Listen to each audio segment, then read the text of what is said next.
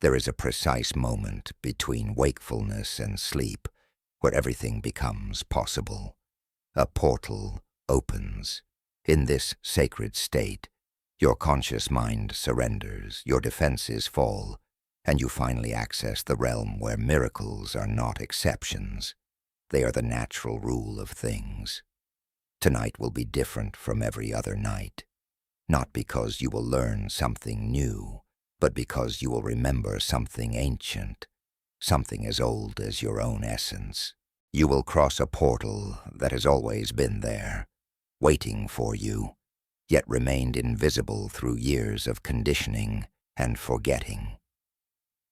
During this single-night journey, you will be guided through a profound transformation that occurs not at the level of the mind, but at the level of identity. Each chapter is a key, each word is a frequency, each pause is an invitation for something within you to awaken and expand. When the sun rises tomorrow, you will no longer be the same. The question is not whether you will change. The change began the moment you chose to be here. The question is, who do you choose to become? The portal is open. Are you ready? Chapter 1. The Awakening of the Sleeping Creator. Right now, in this very moment, you are standing at the threshold of something extraordinary. You may not feel it yet. You may not see it. But deep within you, at a level beyond conscious awareness, something ancient is stirring. Something that has been waiting for this exact moment, this precise convergence of readiness and possibility. You picked up this audiobook for a reason, not a random reason, not a casual reason. You were called here by a part of yourself that knows something you've forgotten, a part that remembers who you truly are beneath all the conditioning, beneath all the stories, beneath all the limitations you've learned to accept as truth. Let me tell you something that will change everything. You are not who you think you are. The person you've been identifying with, the person you see in the mirror, the person with all those problems and limitations and struggles, that's not you. That's a character, a role, a costume you've been wearing for so long that you forgot it wasn't your skin. I'm going to share a story with you. A true story that happened to a woman named Sarah, an accountant from Ohio, who attended one of my workshops 3 years ago. Sarah came to me exhausted, depleted, barely holding on. She had convinced herself that life was hard, that success required sacrifice, that abundance was for other people, luckier people, more talented people. She had a master's degree, worked 60 hours a week, and could barely pay her bills. She believed this was just how life worked. During the workshop, I asked her a simple question. Who would you be if you weren't Sarah, the struggling accountant? She looked at me confused. I don't understand the question, she said. I am Sarah, the accountant. That's who I am. And there it was, the prison, not made of bars, but made of identity. She had become so fused with her circumstances that she couldn't see past them. Here's what neuroscience has discovered that changes everything. Your brain cannot tell the difference between something you vividly imagine and something you actually experience. When you imagine something with enough sensory detail, enough emotion, enough presence, your brain creates the same neural pathways as if that experience actually happened. The implications of this are staggering. It means you can literally rewire your brain by consciously directing your imagination. It means you're not stuck with the neural patterns you inherited or developed. It means you are the sculptor of your own mind. But here's where most people get stuck. They try to change their circumstances. They try to change their actions. They try to change their habits. And while these things can create some shifts, they're working at the wrong level. It's like rearranging furniture in a house that's built on a cracked foundation. Eventually, everything settles back to where it was because the foundation hasn't changed. The foundation is your identity, who you believe yourself to be, not who you want to be, not who you hope to become, but who you are convinced you are right now, in this moment, at the deepest level of your being. Sarah spent decades building an identity of lack. Every time she worried about money, she reinforced it. Every time she said, "I can't afford that," she strengthened it. Every time she felt envious of others' success, she cemented it deeper. Her brain became a sophisticated machine designed to prove that she was someone who struggled with money. And the universe, being the perfect mirror that it is, reflected that identity back to her with stunning accuracy. The ancient mystics knew this. The Hermetic principle of mentalism states, "The all is mind, the universe is mental." What they understood, what quantum physics is now confirming, is that reality is not a fixed external thing happening to you. Reality is a continuous creation emerging from consciousness. Your consciousness, right now, always. Think about that for a moment. Every single thing you perceive as solid and unchangeable is actually a field of possibilities held in form by observation and belief. The chair you're sitting on is mostly empty space. The atoms that make it up are 99.999% empty space, with quantum particles blinking in and out of existence, existing simultaneously in multiple states until observation collapses them into one. The only reason the chair feels solid is because you expect it to be solid. Your consciousness is literally holding it in that form. Now, if consciousness has that much power over something you consider completely separate from yourself, imagine how much power it has over your life, your circumstances, your reality. You are not a passive observer in a pre-existing world. You are an active creator in a responsive universe. But here's the beautiful paradox. You can't create something new while remaining who you've always been. You can't manifest abundance while holding the identity of lack. You can't attract love while vibrating unworthiness. You can't experience freedom while clutching the familiar chains of limitation. This is why affirmations often don't work. This is why vision boards gather dust. This is why New Year's resolutions fade by February. Because you're trying to create a new reality from an old identity. It's like trying to receive a radio station at 101.5 FM while your dial is locked at 98.3. The signal is there, broadcasting constantly, but you're not tuned to receive it. The transformation you're about to experience isn't about adding something to who you are. It's about removing everything that isn't who you are. It's about dissolving the false self, so the true self can emerge. And the true self is unlimited, abundant, powerful, creative, divine. The true self is already everything you've been seeking. Back to Sarah.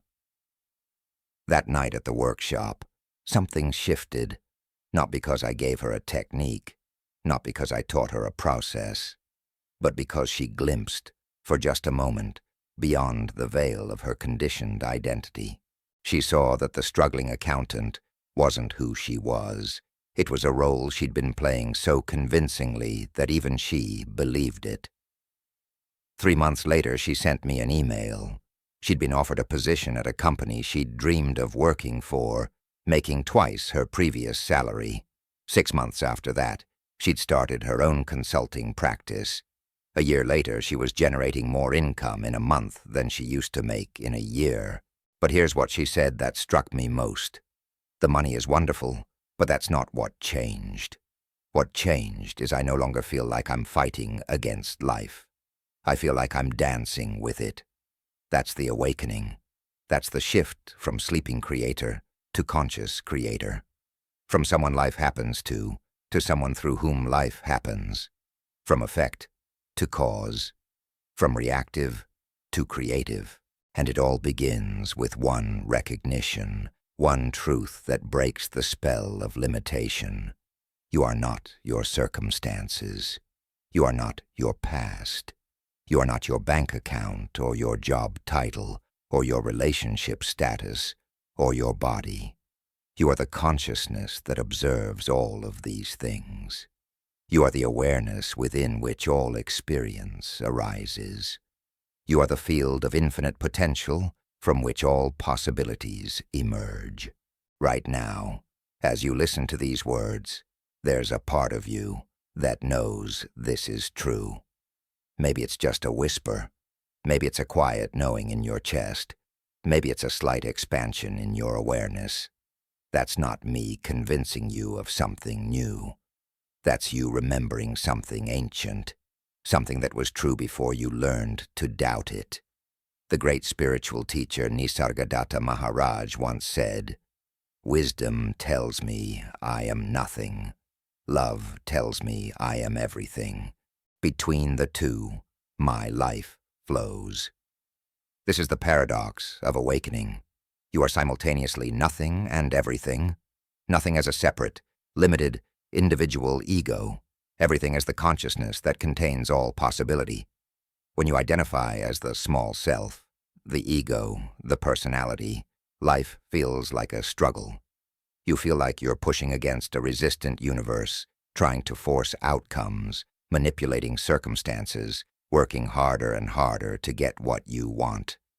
It's exhausting, it's frustrating, and often it doesn't work. But when you shift your identity to the true self, to consciousness itself, everything changes. You stop asking, "How can I get what I want?" and start asking, "Who do I need to become to be a match for what I desire?" You stop trying to change the outside and start transforming the inside. And here's the miracle. When the inside changes, the outside has no choice but to reorganize itself to match.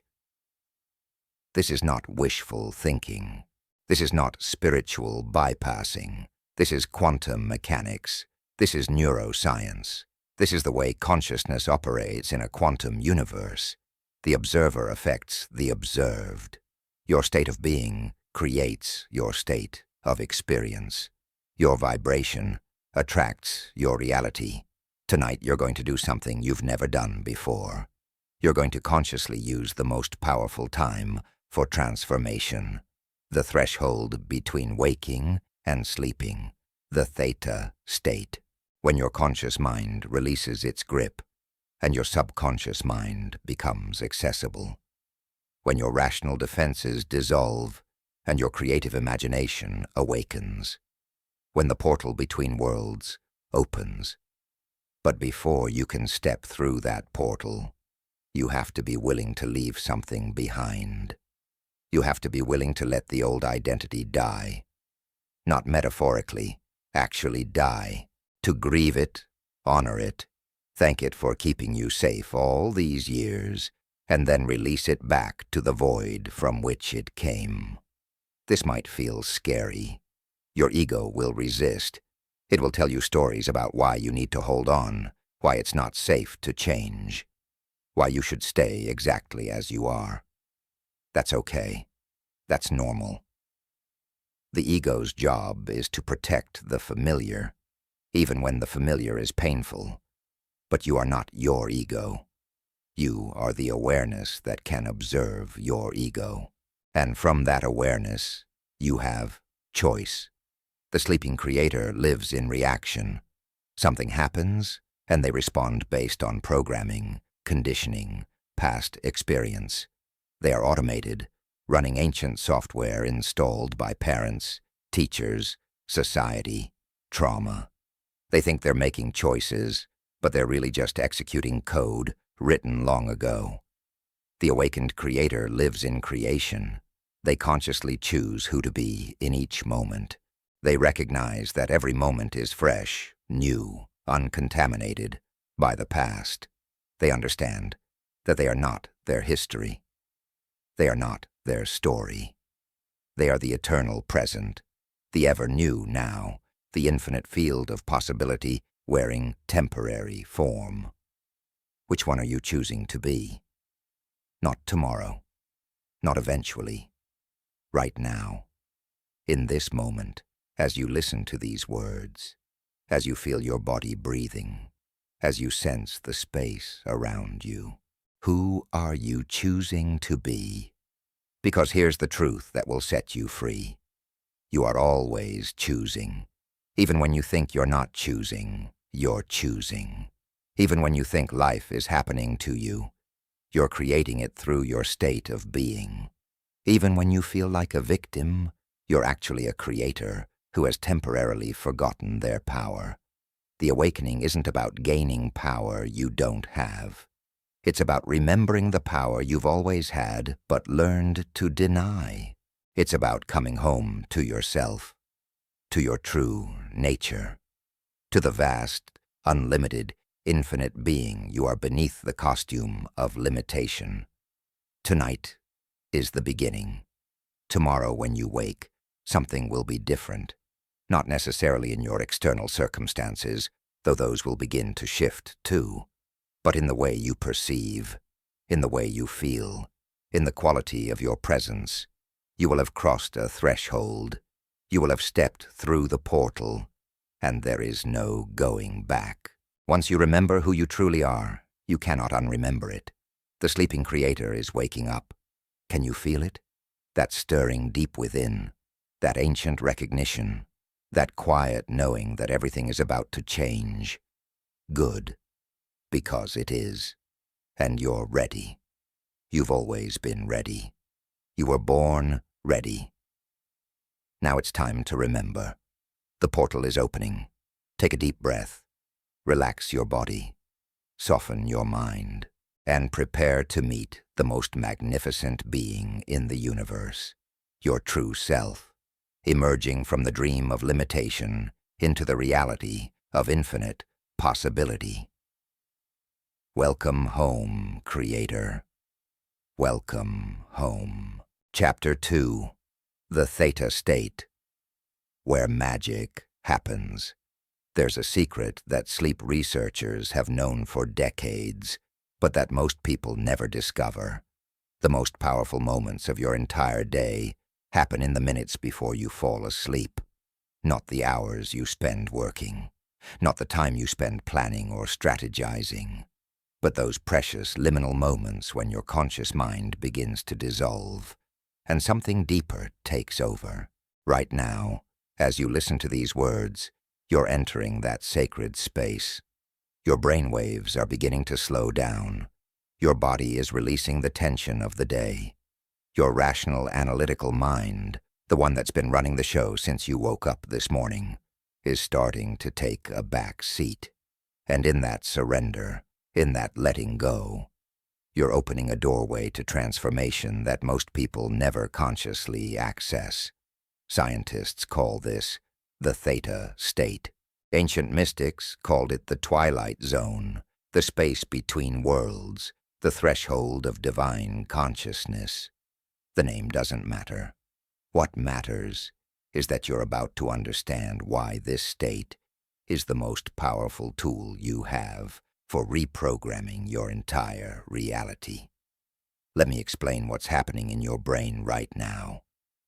During your normal waking hours, your brain operates primarily in beta waves, cycling between 13 and 30 times per second. This is the state of active thinking, problem-solving, analyzing, judging.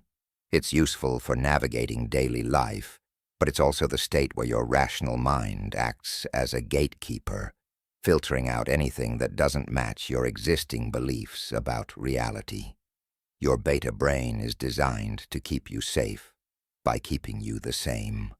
But as you relax, as you prepare for sleep, something magical begins to happen. Your brain waves slow down.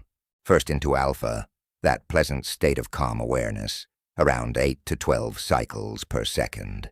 This is already more receptive than beta, which is why meditation feels so good. But then, as you drift deeper, you enter theta. 4 to 8 cycles per second, and this is where everything changes. In theta, the gatekeeper falls asleep, the critical factor of your conscious mind, the part that says, "That's impossible," or "That's not who I am," or "That won't work for someone like me." That voice goes quiet, and in its absence, your subconscious mind becomes wide open, extraordinarily receptive, ready to accept new programming. Think of your mind like a computer. Your conscious mind is like the screen you see, the applications you're actively using. But your subconscious mind is the operating system, running in the background, executing millions of processes you never think about. It controls your breathing, your heartbeat, your immune system, your automatic behaviors, and most importantly, your beliefs about who you are and what's possible for you. Here's the crucial part. Your subconscious mind doesn't judge. It doesn't analyze. It doesn't question. It simply accepts what it's told and makes it real. If you tell your subconscious mind, "I am abundant," while in beta state with your critical factor active, it compares that statement to your existing programming. If your existing programming says, "No, you're not. Look at your bank account," your conscious mind rejects the new information. Nothing changes. But in theta state, when you say, "I am abundant," your subconscious mind accepts it as fact and immediately begins reorganizing your neurology, your perception, your behavior, and ultimately your reality to match that truth. This is not metaphor. This is measurable neuroscience. Dr. Bruce Lipton, a cellular biologist who studied at Stanford, discovered something remarkable. Our genes are not our destiny. Our beliefs are. He found that the environment of the cell, including the electromagnetic frequencies of our thoughts and emotions, actually controls which genes get expressed and which ones remain dormant. Your thoughts, especially the ones accepted by your subconscious mind, are literally changing your biology at the genetic level. But here's where most people make a critical mistake. They try to change their subconscious programming during their waking hours, when beta waves dominate and the gatekeeper is vigilant. It's like trying to renovate a house while armed guards stand at every door, questioning every piece of furniture you try to bring in. Exhausting and mostly ineffective. The theta state is different. The guards have gone home. The doors are wide open. Whatever you bring in gets accepted and installed. This is why hypnotherapy works. This is why the last thoughts before sleep are so powerful.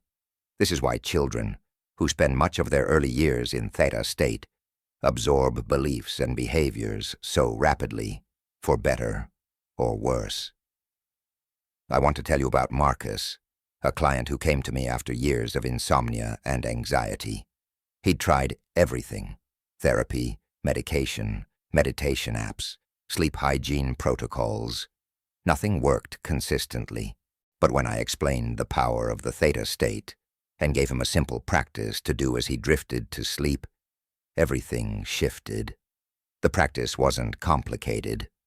As he felt himself getting drowsy, instead of fighting it or worrying about whether he'd sleep well, he would simply repeat a few carefully chosen statements. "I am safe. My body knows how to rest. I wake up restored and renewed." Just those 3 sentences, repeated gently as he drifted off. Within a week, his sleep transformed. But something else happened, too, something he didn't expect. His anxiety during the day started dissolving. His relationships improved. Opportunities started appearing in his business. He wasn't consciously trying to change these areas of his life. He was just reprogramming his fundamental state of being in those powerful theta moments before sleep. What Marcus discovered, what you're discovering right now, is that the theta state isn't just about accessing your subconscious mind. It's about accessing the field of infinite possibility that exists beyond your individual mind. Quantum physicists call this the zero-point field or the quantum field. Mystics call it the unified field of consciousness, the mind of God, the divine matrix. Here's what makes theta so special. In this state, you're not just reprogramming your individual mind. You're actually connecting with a larger intelligence, a field of pure potential that contains every possible version of your life. Past, present, and future exist simultaneously in this field. The life you want, it already exists there, as real as the life you're living now. The only difference is frequency, vibration, resonance. When you're in beta state, your perception is locked into the frequency of your current reality. You see what you expect to see. You experience what you believe you'll experience. The field is there, containing infinite possibilities, but you're tuned to just one station, convinced it's the only station that exists. But in theta, something profound happens. Your brain's electromagnetic signature begins to match the frequencies of the field itself. You become coherent with possibility. You synchronize with potential. And in that synchronization, you can literally select a different timeline, a different version of your life, and begin to collapse it into your physical reality. This sounds mystical, but it's actually quantum mechanics. The double-slit experiment proved that observation affects reality. Particles behave differently when they're being observed than when they're not. They exist in multiple states simultaneously until observation collapses them into one. Your consciousness is the observer.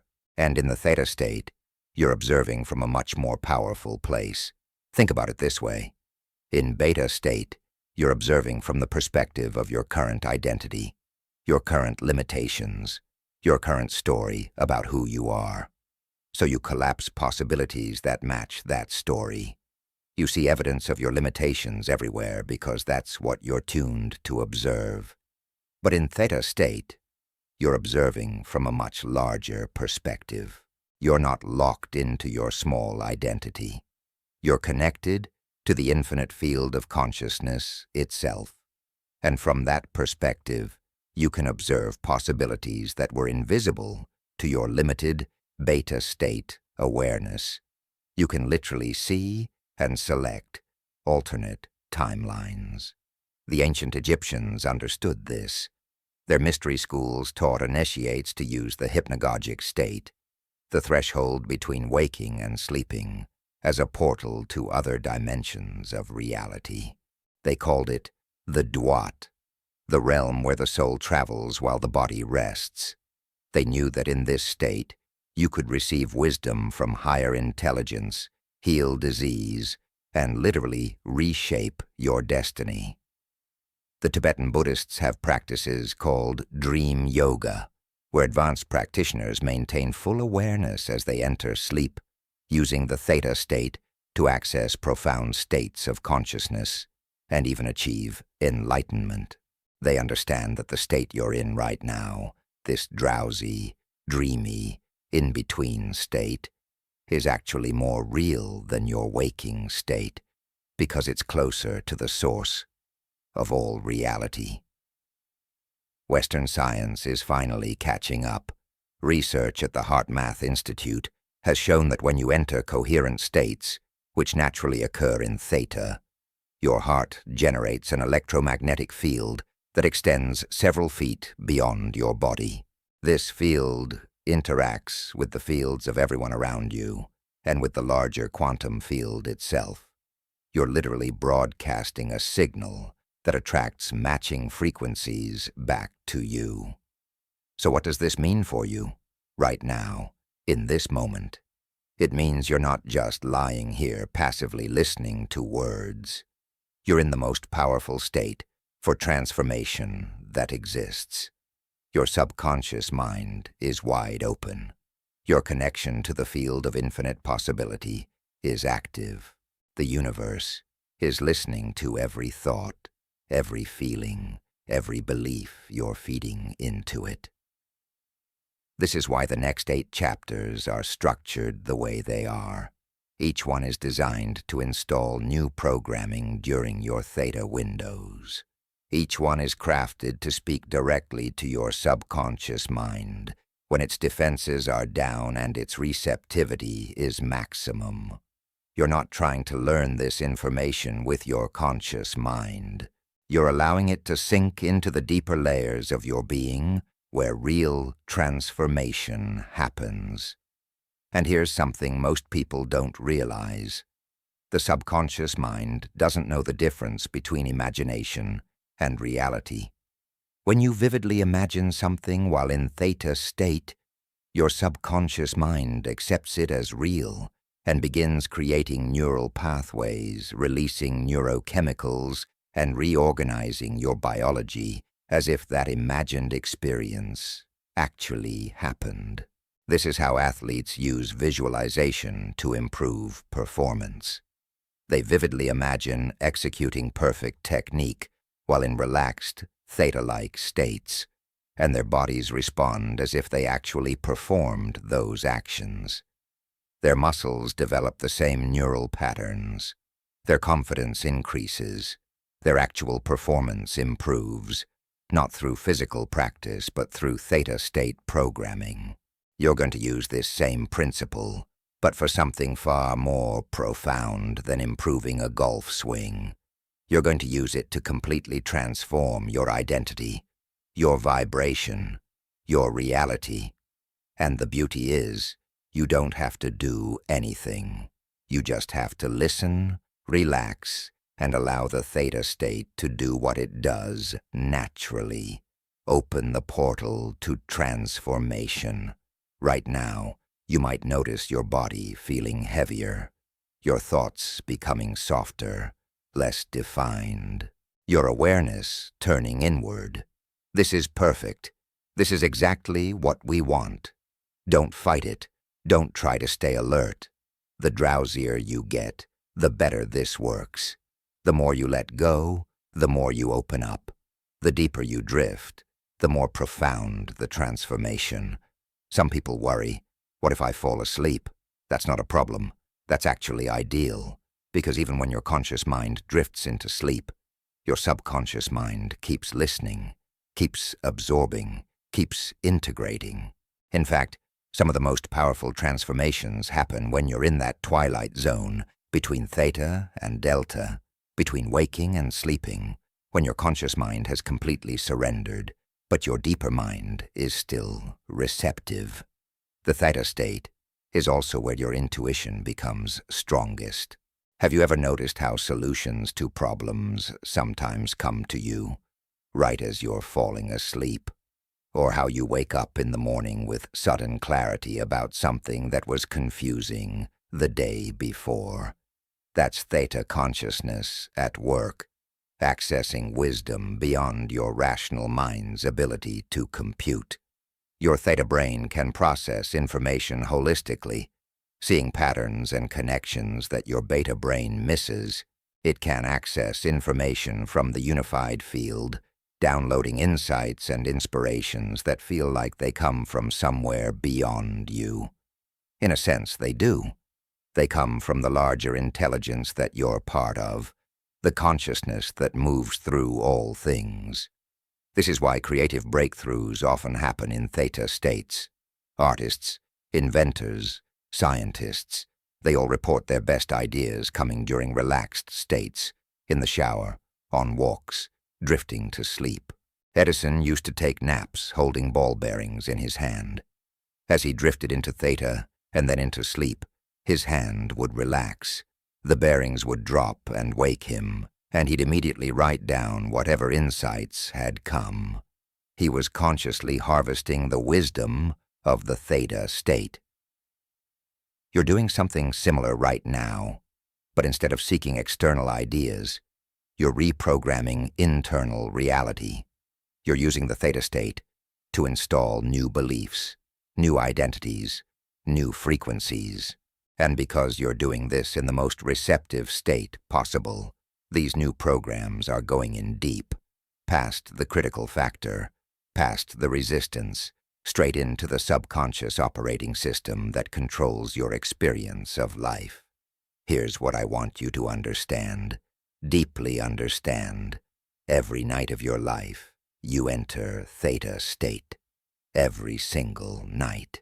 But most people enter it unconsciously, carrying all the stresses, worries, and negative thoughts of the day straight into their most programmable state. They literally program themselves for more struggle, more limitation, more of what they don't want, simply because they're not conscious of the power of these moments. You're different. Starting tonight, you're going to enter theta state consciously, deliberately, with intention. You're going to use these powerful minutes before sleep to install the reality you want, to become the person you're meant to be, to align with the frequency of your highest potential. This one shift, this one practice, consistently applied, will change everything. Think about it. If you reprogram your subconscious mind every single night in theta state, how long before your external reality has to change to match? A week? A month? It doesn't matter. The change is inevitable because you're working at the level of cause, not effect. You're changing the operating system, not just rearranging the applications. And the best part? It's effortless. You don't have to try hard. You don't have to force anything. You just have to relax, listen, and let the theta state work its magic. The transformation happens automatically when you create the right internal environment. Your only job is to get out of the way and let it happen. As you continue listening tonight, you'll feel yourself drifting deeper and deeper into theta. Your body will become very relaxed. Your mind will become very quiet. And in that deep relaxation, in that profound quiet, your subconscious mind will absorb everything you need to become the person who lives the life you desire. You don't need to remember the words consciously. You don't need to analyze or understand everything intellectually. Just let the vibration of the words, the frequency of the ideas, sink into your subconscious mind. Let them dissolve into your being like salt dissolving in water, invisible but transformative. The portal is open, the theta state is active, and transformation is happening right now, in this moment, as you relax and allow. Welcome to the most powerful state of consciousness you've ever consciously experienced. Welcome to theta. Welcome to the space where magic happens. Let yourself drift. Let yourself soften. Let yourself become so relaxed that you forget where you end and the universe begins. Because in theta, that distinction dissolves. You remember that you're not separate from the source of creation. You are the source, experiencing itself, transforming itself, creating itself anew. This is your power. This is your birthright. This is your natural state. And now you know how to access it, how to use it, how to let it transform you from the inside out. The sleeping creator is awakening, and the awakening is happening in the most powerful way possible, through the magic of the theta state. Chapter 3. Dissolving the illusion of separation. There's a lie you've been living.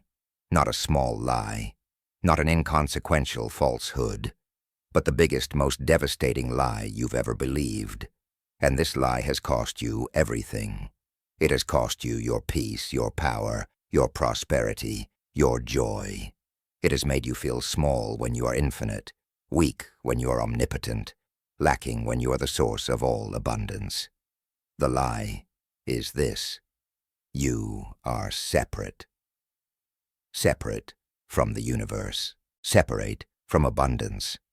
Separate from love. Separate from the divine intelligence that created galaxies and orchestrates the movement of atoms.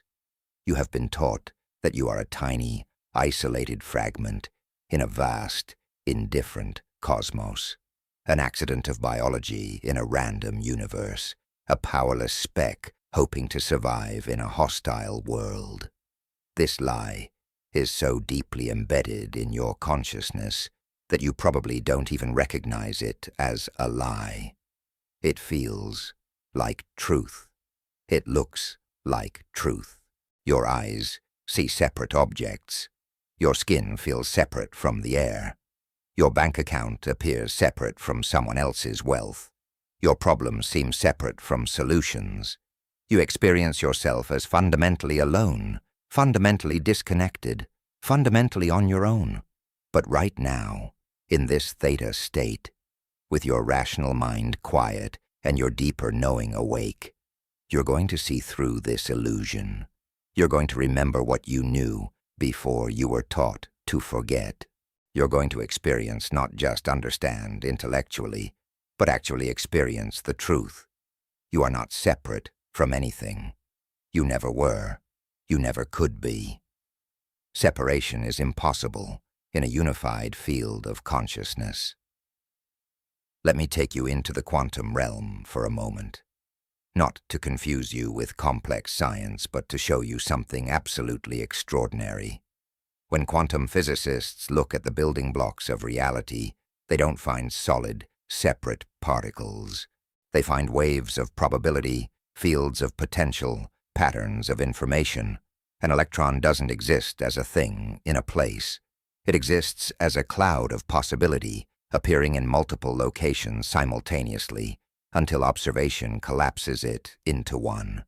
But here's what's mind-blowing. These quantum particles, once they interact, become entangled, forever connected, no matter how far apart they move. Change the spin of one particle, and its entangled partner instantly changes, even if it's on the other side of the universe. Einstein called this spooky action at a distance, because it seemed to violate everything we thought we knew about reality. But experiments have proven it again and again. Separation is an illusion. Everything is connected at the deepest level. Now think about this. You are made of quantum particles. Every atom in your body, every electron, every photon is entangled with countless other particles across the universe. You are not a separate entity. You are a local expression of a non-local field. You are a wave in an infinite ocean. The ocean water that forms you is the same water that forms everything else. There is no separation. There never was. The ancient Vedic texts stated this thousands of years ago. Tat Tvam Asi. Thou art that. You are not separate from the divine. You are the divine, experiencing itself through the lens of individuality. The Hermetic principle of correspondence teaches, as above, so below, as within, so without. There is no division between the microcosm and the macrocosm. You contain the entire universe, and the universe contains you. But if this is true, and it is, why do you experience lack? Why do you feel limited? Why does abundance seem outside of you, something you have to chase and struggle to obtain? Because you've been hypnotized into believing the illusion of separation. And as long as you believe you're separate from abundance, you experience yourself as separate from abundance. Your belief creates your experience. I want to tell you about a breakthrough moment I had years ago that changed everything. I was sitting in meditation, and suddenly I saw it, not with my eyes, but with a deeper perception. I saw that there was no boundary between my body and the air. The air was moving through me, becoming me with every breath. The atoms that were outside me one moment were inside me the next. The boundary I thought existed was completely arbitrary. and then I saw it expand. The food I had eaten was now my cells. The earth's minerals were now my bones. The sun's energy was now my metabolism. I wasn't separate from the earth, the sun, the cosmos. I was a continuation of them. They were expressing themselves as me. The universe wasn't something I lived in. The universe was what I was made of, what I was an expression of, what I fundamentally am. In that moment, I understood something profound. If I'm not separate from the universe, then I'm not separate from anything in the universe. The abundance I was seeking, not separate from me. The success I was chasing, not separate from me. The love, the joy, the peace, the power, not separate from me. They were already me, already here, already present. I just couldn't see them because I was looking through the filter of separation. This is what quantum physicists mean when they talk about the unified field. It's not a metaphor. It's the most fundamental reality. Beneath the appearance of separate things, there is one unified field of energy and information, one consciousness, one source, and you are not separate from it.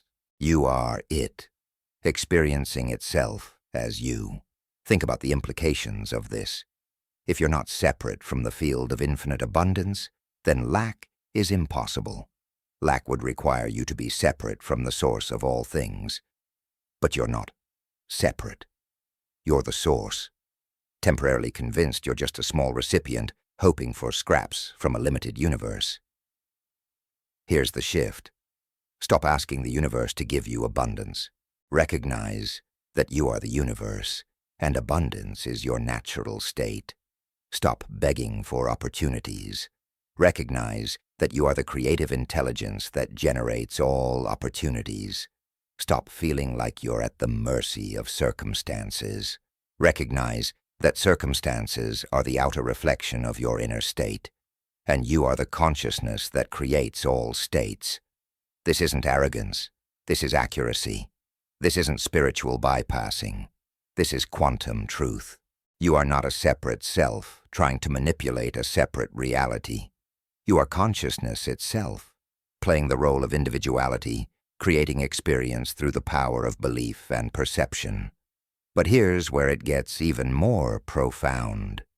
If you're not separate from abundance, you're also not separate from every other person. The person you envy for their success, not separate from you. The person you resent for their wealth, not separate from you. The person you admire for their wisdom, not separate from you. They are you, experiencing yourself from different perspectives. When you judge them, you judge yourself.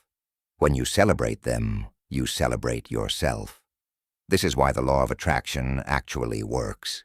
Not because you're sending out signals to a separate universe that might or might not respond, but because there is no separate universe. There is only consciousness, and you are that consciousness, and whatever frequency you embody, you experience. You don't attract your reality. You are your reality, experiencing itself.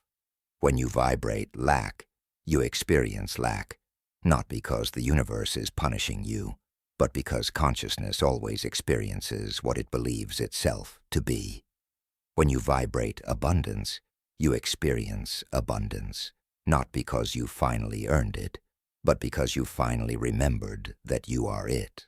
The universe isn't withholding anything from you. You are the universe. And the only thing withholding anything is your belief in separation. I worked with a woman named Elena who came to me deeply in debt, feeling like the universe was against her. She had tried everything: affirmations, vision boards, manifestation rituals. Nothing worked. The more she tried to attract money, the more broke she became. She was exhausted, defeated, convinced she was cursed. I asked her one question. When you think about money, where do you locate it? She looked confused. What do you mean? I said, close your eyes and think about money. Where is it? Inside you or outside you? She closed her eyes and after a moment said, outside. It's out there somewhere, and I'm trying to get it to come to me. There it was. The illusion of separation. As long as she believed money was outside her, separate from her, she would always experience it as outside and separate. She was unconsciously creating the very separation she was trying to overcome. I guided her through an experience, similar to what you're experiencing now in this theta state. I had her feel into the truth that she wasn't separate from abundance, that the same creative intelligence that generates wealth in the universe wasn't outside her, it was what she was made of, that she wasn't trying to attract money from somewhere else. She was the source from which all abundance flows. Something shifted in her that day, not in her circumstances, not yet, but in her fundamental sense of self. She stopped feeling like a beggar at the door of abundance and started feeling like abundance itself, temporarily playing the role of someone discovering their wealth. Within 2 weeks, she received an unexpected inheritance from a distant relative. Within 2 months, she'd launched a business idea that had been dormant for years. Within 6 months, she'd not only eliminated her debt, but created more wealth than she'd ever experienced. But here's what she told me that struck deepest. The money is wonderful, but what really changed is I no longer feel separate from life. I feel like I'm dancing with it, creating with it, as it.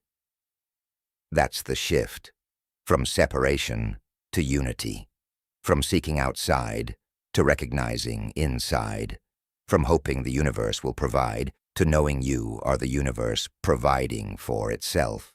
The illusion of separation doesn't just affect your relationship with abundance. It affects everything. When you believe you're separate from love, you feel unloved, no matter how many people love you. When you believe you're separate from health, you feel sick, no matter how healthy your body is. When you believe you're separate from God, you feel abandoned, no matter how present the divine is. But the moment you recognize the truth, everything transforms. You realize you're not seeking love, you are love. You're not pursuing health, you are the intelligence that creates health. You're not searching for God, you are the presence of the divine, experiencing itself through your unique perspective. This is why Jesus said, I and the Father are one. Not I'm trying to get close to the Father, not I'm hoping the Father will bless me, but I and the Father are one, no separation, total unity. And then he said something even more radical. You will do greater things than these, because he knew that what was true for him was true for everyone. The illusion of separation is just that, an illusion. The truth is unity, always has been, always will be. The Buddha's enlightenment was recognizing this same truth. When he looked deeply into the nature of reality, he saw that the separate self is an illusion. What we call I is just a temporary pattern of consciousness, like a wave thinking it's separate from the ocean. The wave isn't wrong that it has a unique form, but it's mistaken if it thinks it's separate from the water. You have a unique expression, a unique perspective, a unique role to play. But you're not separate from the consciousness that is expressing itself as everything. Right now, in this theta state, you can feel this truth more easily than in waking consciousness. Your boundaries are softer. Your sense of separate self is less rigid. You might notice you're not sure where your body ends and the air begins. You might feel like you're dissolving, expanding, merging with something larger. This isn't you losing yourself. This is you finding your true self, the self that was never bound by the illusion of separation. Breathe into this. Let yourself feel it. You are not separate from the air you're breathing. You are not separate from the space around you. You are not separate from the abundance you desire, the love you seek, the peace you crave. All of it is already here, already present, already you.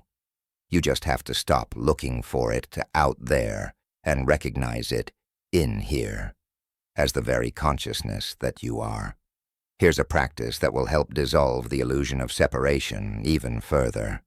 As you drift deeper into relaxation, imagine that the boundaries of your body are becoming permeable, like mist.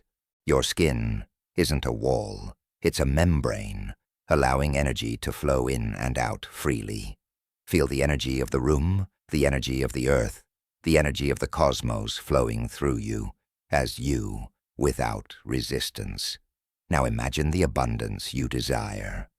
But instead of imagining it outside you, somewhere you need to go get it, imagine it as a frequency, a vibration within the unified field, and recognize that you're not separate from that field. You're made of the same energy. You can tune yourself to the frequency of abundance the same way a radio tunes to a station, not by reaching outside yourself, but by adjusting your internal frequency. Feel what it would feel like to be abundant right now. Not someday when conditions change, but right now. What would abundance feel like in your body, in your energy field, in your state of being?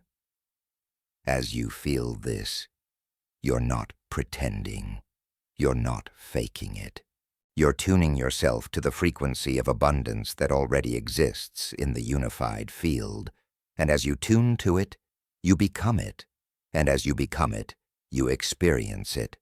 This is how transformation works when you understand there's no separation. You don't have to go anywhere or become someone different. You just have to tune yourself to the frequency of what you desire and recognize that frequency as already you, already here, already present in the unified field of consciousness.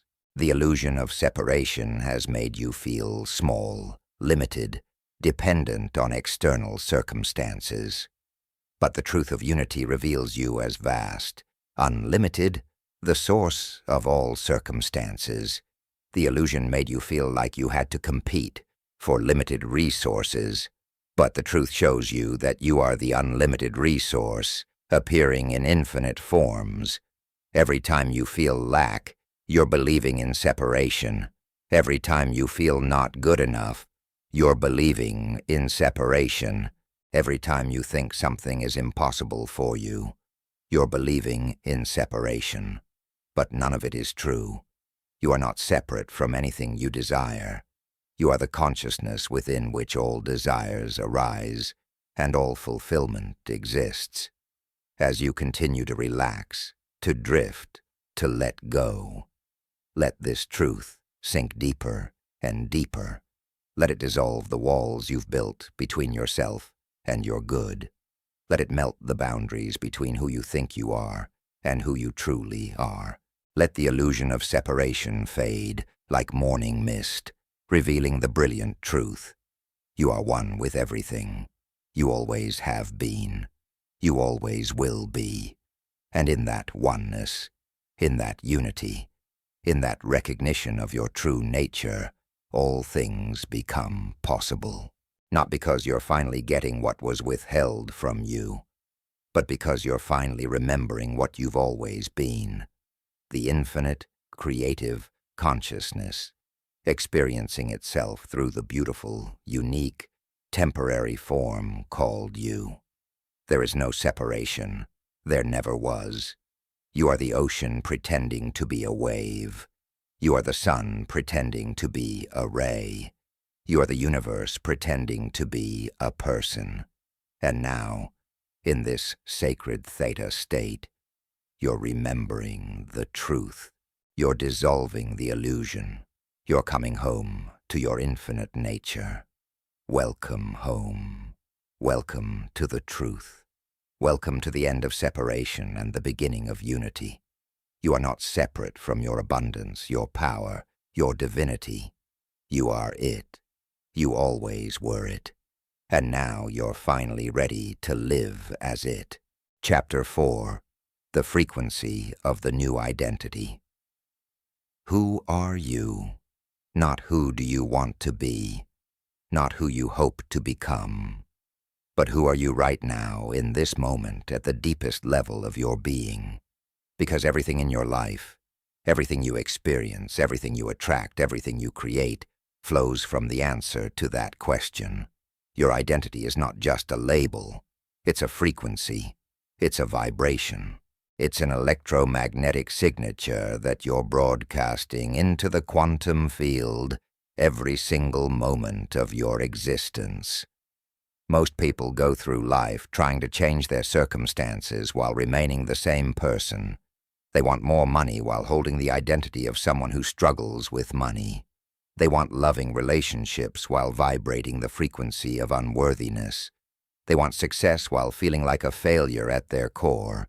And then they wonder why nothing changes. They wonder why they keep recreating the same patterns, attracting the same situations, experiencing the same limitations year after year after year. Here's the truth that will set you free. You cannot create a new reality from an old identity. It's impossible. Your identity is the lens through which you perceive reality, the filter through which you interpret experience, the frequency that determines what you attract. Change your identity, and your entire reality must reorganize itself to match. This isn't philosophy. This isn't positive thinking. This is the fundamental mechanics of how consciousness creates experience. Think of yourself as a radio station. Right now, you're broadcasting at a specific frequency. Let's say you're broadcasting at 98.3 FM. At that frequency, you can only receive and transmit content that matches 98.3. You can't receive what's broadcasting at 101.5 or 95.7. You're locked into the experiences, opportunities, people, and circumstances that resonate with your current frequency. And that frequency is determined by your identity, by who you believe yourself to be at the deepest level. So if you want to experience what's available at 101.5, you can't just hope it appears on your current station. You have to change your frequency. You have to shift your identity. You have to become, at the level of your electromagnetic signature, the person who naturally experiences what you desire. And here's the beautiful part.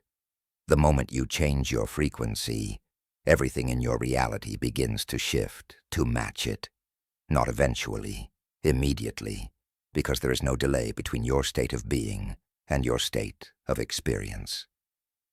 I want to tell you about a man named David who discovered this truth in the most profound way. David was a talented musician who had been trying to make it in the industry for 15 years. He was good, really good.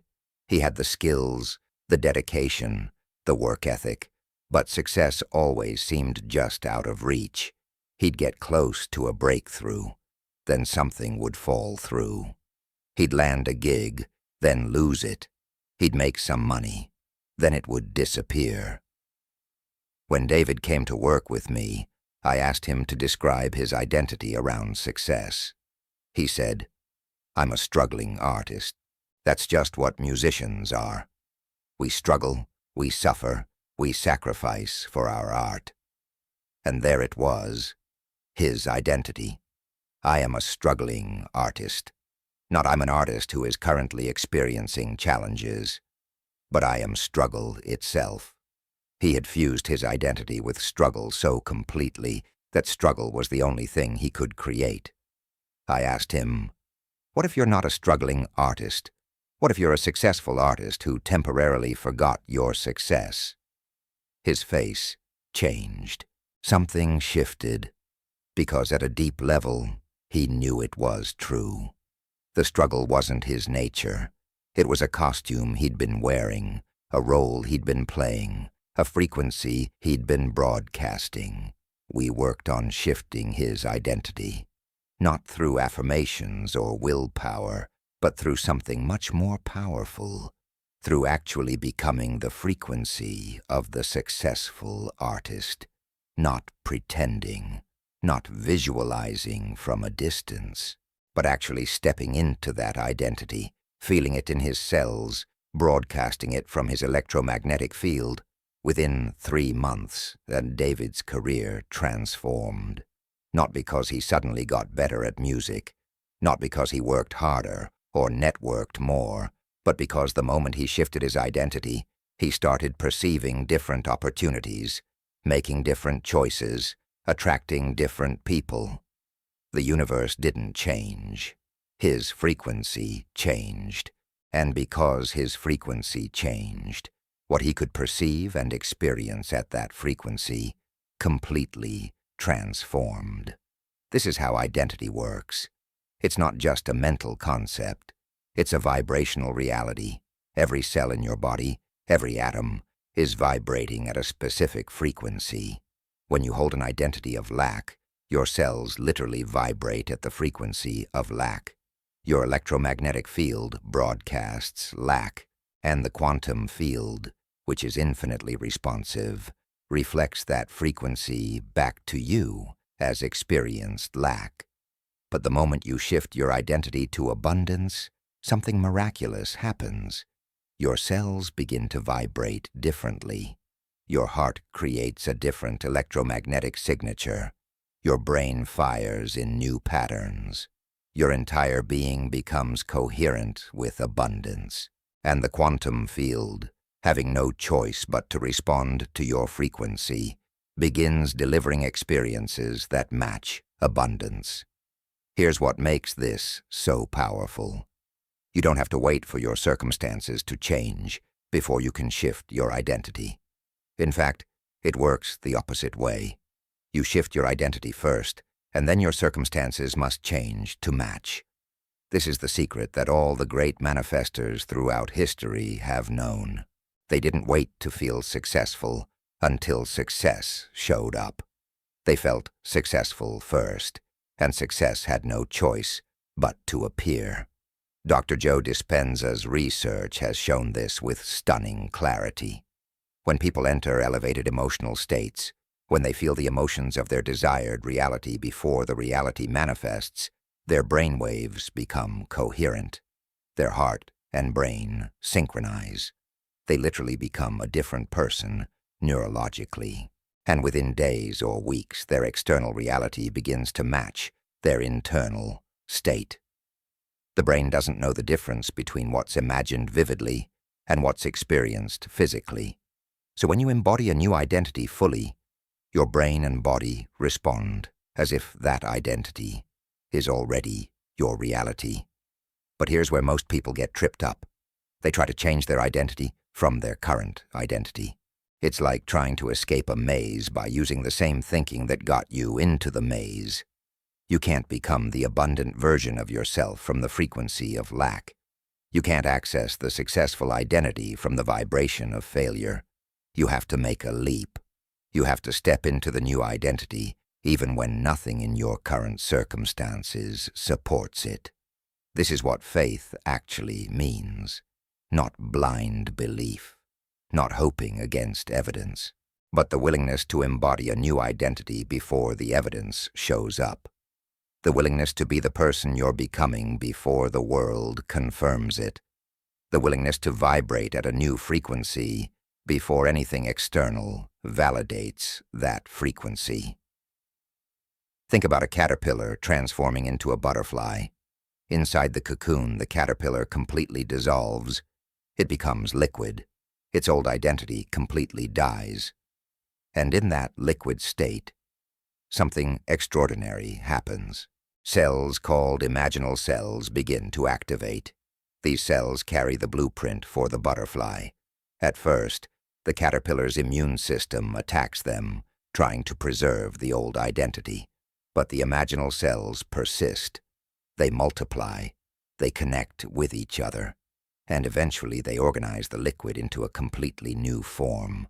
The butterfly emerges, not as an improved caterpillar, but as an entirely new being. This is your journey right now. You're in the cocoon. Your old identity is dissolving, and your imaginal cells, the blueprint of your highest potential, are activating. Your old self might resist. Your familiar patterns might fight back. But the new identity is emerging, and nothing can stop it now because you've made the choice to transform. Let me be very clear about something. Your new identity isn't something you have to create. It already exists. Right now, in the quantum field, there's a version of you who is already abundant, already successful, already living your desired reality.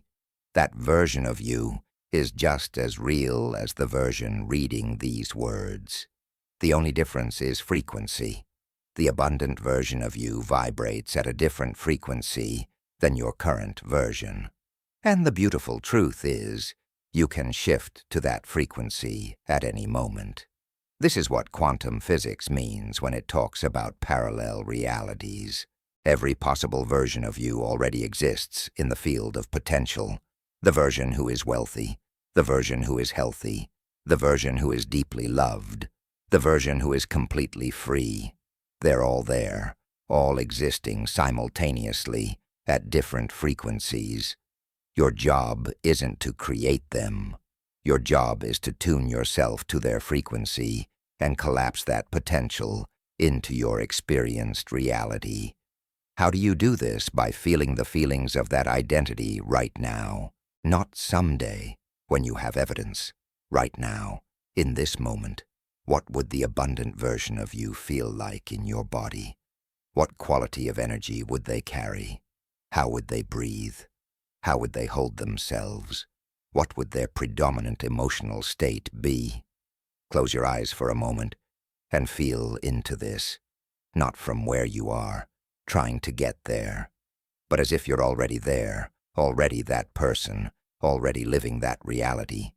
Feel the relief of knowing you're abundant. Feel the joy of living your purpose. Feel the peace of being exactly who you're meant to be.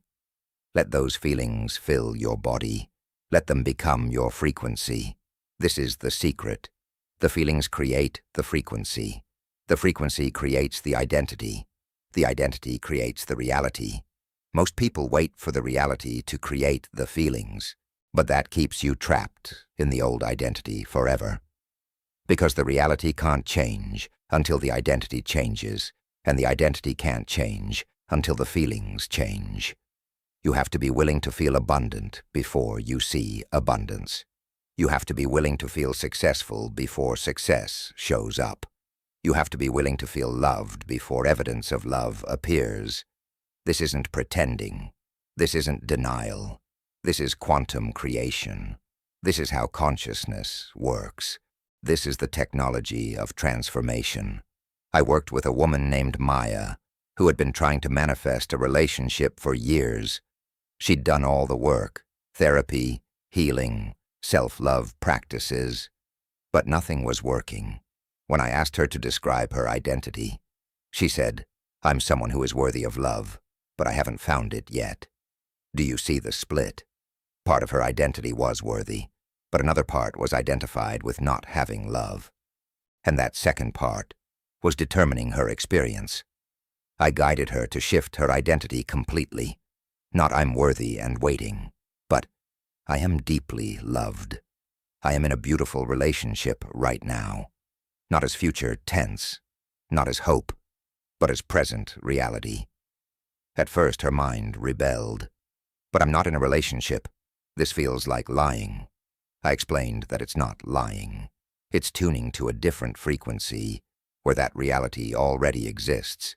She committed to living from that identity for 30 days. Every morning she would feel what it felt like to be loved. Every evening she would embody the frequency of being in her ideal relationship. She didn't visualize a specific person. She didn't focus on how it would happen. She just became the frequency of the identity. Deeply loved woman in a beautiful relationship. On day 17 she met someone. But here's what was remarkable. She told me later that by the time she met him, she already felt complete. The relationship was wonderful, but it wasn't filling a void because she'd already closed that void by shifting her identity. She'd become whole in herself by embodying the frequency of love before anyone showed up to reflect it. This is the power of identity shift. You don't change to get the thing. You change because you recognize that the version of you who has the thing already exists, and you're simply choosing to become that version. You're not trying to transform from a caterpillar into a butterfly. You're recognizing that you're already the butterfly. You just forgot how to fly. Your current identity, the one you've been living from, was formed through repetition. Every thought you've thought repeatedly, every emotion you've felt consistently, every belief you've held firmly, has created neural pathways that fire automatically. These pathways have created an electromagnetic signature that you broadcast constantly. This signature is your identity, and until you change it, nothing can really change. But here's the incredible news. You can change it. Right now, in this theta state, with your subconscious mind wide open, you can install a completely new identity. You can create new neural pathways. You can generate a new electromagnetic signature. You can become a new frequency. And the old identity? It simply dissolves, like a dream dissolves when you wake up. As you relax deeper and deeper, I want you to feel yourself releasing the old identity. Feel it falling away like old clothes you've outgrown. Feel the version of you who struggled, who doubted, who felt limited, dissolving into the quantum field. You don't need to fight it. You don't need to hate it. You just need to let it go. Thank it for keeping you safe. Honor it for getting you this far, and release it back to the void. And now, feel the new identity emerging, not as something foreign or distant, but as the truth of who you've always been beneath the costume of limitation. Feel the abundant you, the powerful you, the creative you, the successful you, the loved you, the free you. Feel this identity not as something you're trying to become, but as what you're remembering you already are. Let this new identity fill every cell of your body. Let it reorganize your neural pathways. Let it create a new electromagnetic signature. Let it become your new frequency, your new vibration, your new state of being. You are not the old identity anymore. That was a character in a play. That was a role you were playing. That was a frequency you were broadcasting out of habit. But now, you're choosing a new frequency. You're embodying a new identity. You're becoming the version of yourself that you came here to be. And as you embody this new identity more and more, as you let it become your natural state, your reality will have no choice but to reorganize itself completely. New opportunities will appear. New people will enter your life. New possibilities will open up, not because you're trying to make them happen, but because your new frequency naturally attracts experiences that match it. This is the frequency of the new identity. This is the vibration of your highest potential. This is the electromagnetic signature of the person you truly are. Let it settle into you. Let it become you. Let it be you. Because it's not something you're adding to yourself. It's what remains when you remove everything that isn't truly you. You are abundant. You are powerful. You are creative. You are successful. You are loved. You are free. This isn't affirmation. This is recognition. This isn't hope. This is truth. This isn't becoming. This is remembering. You've always been this. You just forgot. But now, in this sacred theta state, you're remembering. You're returning. You're coming home to your true frequency, your true identity, your true self.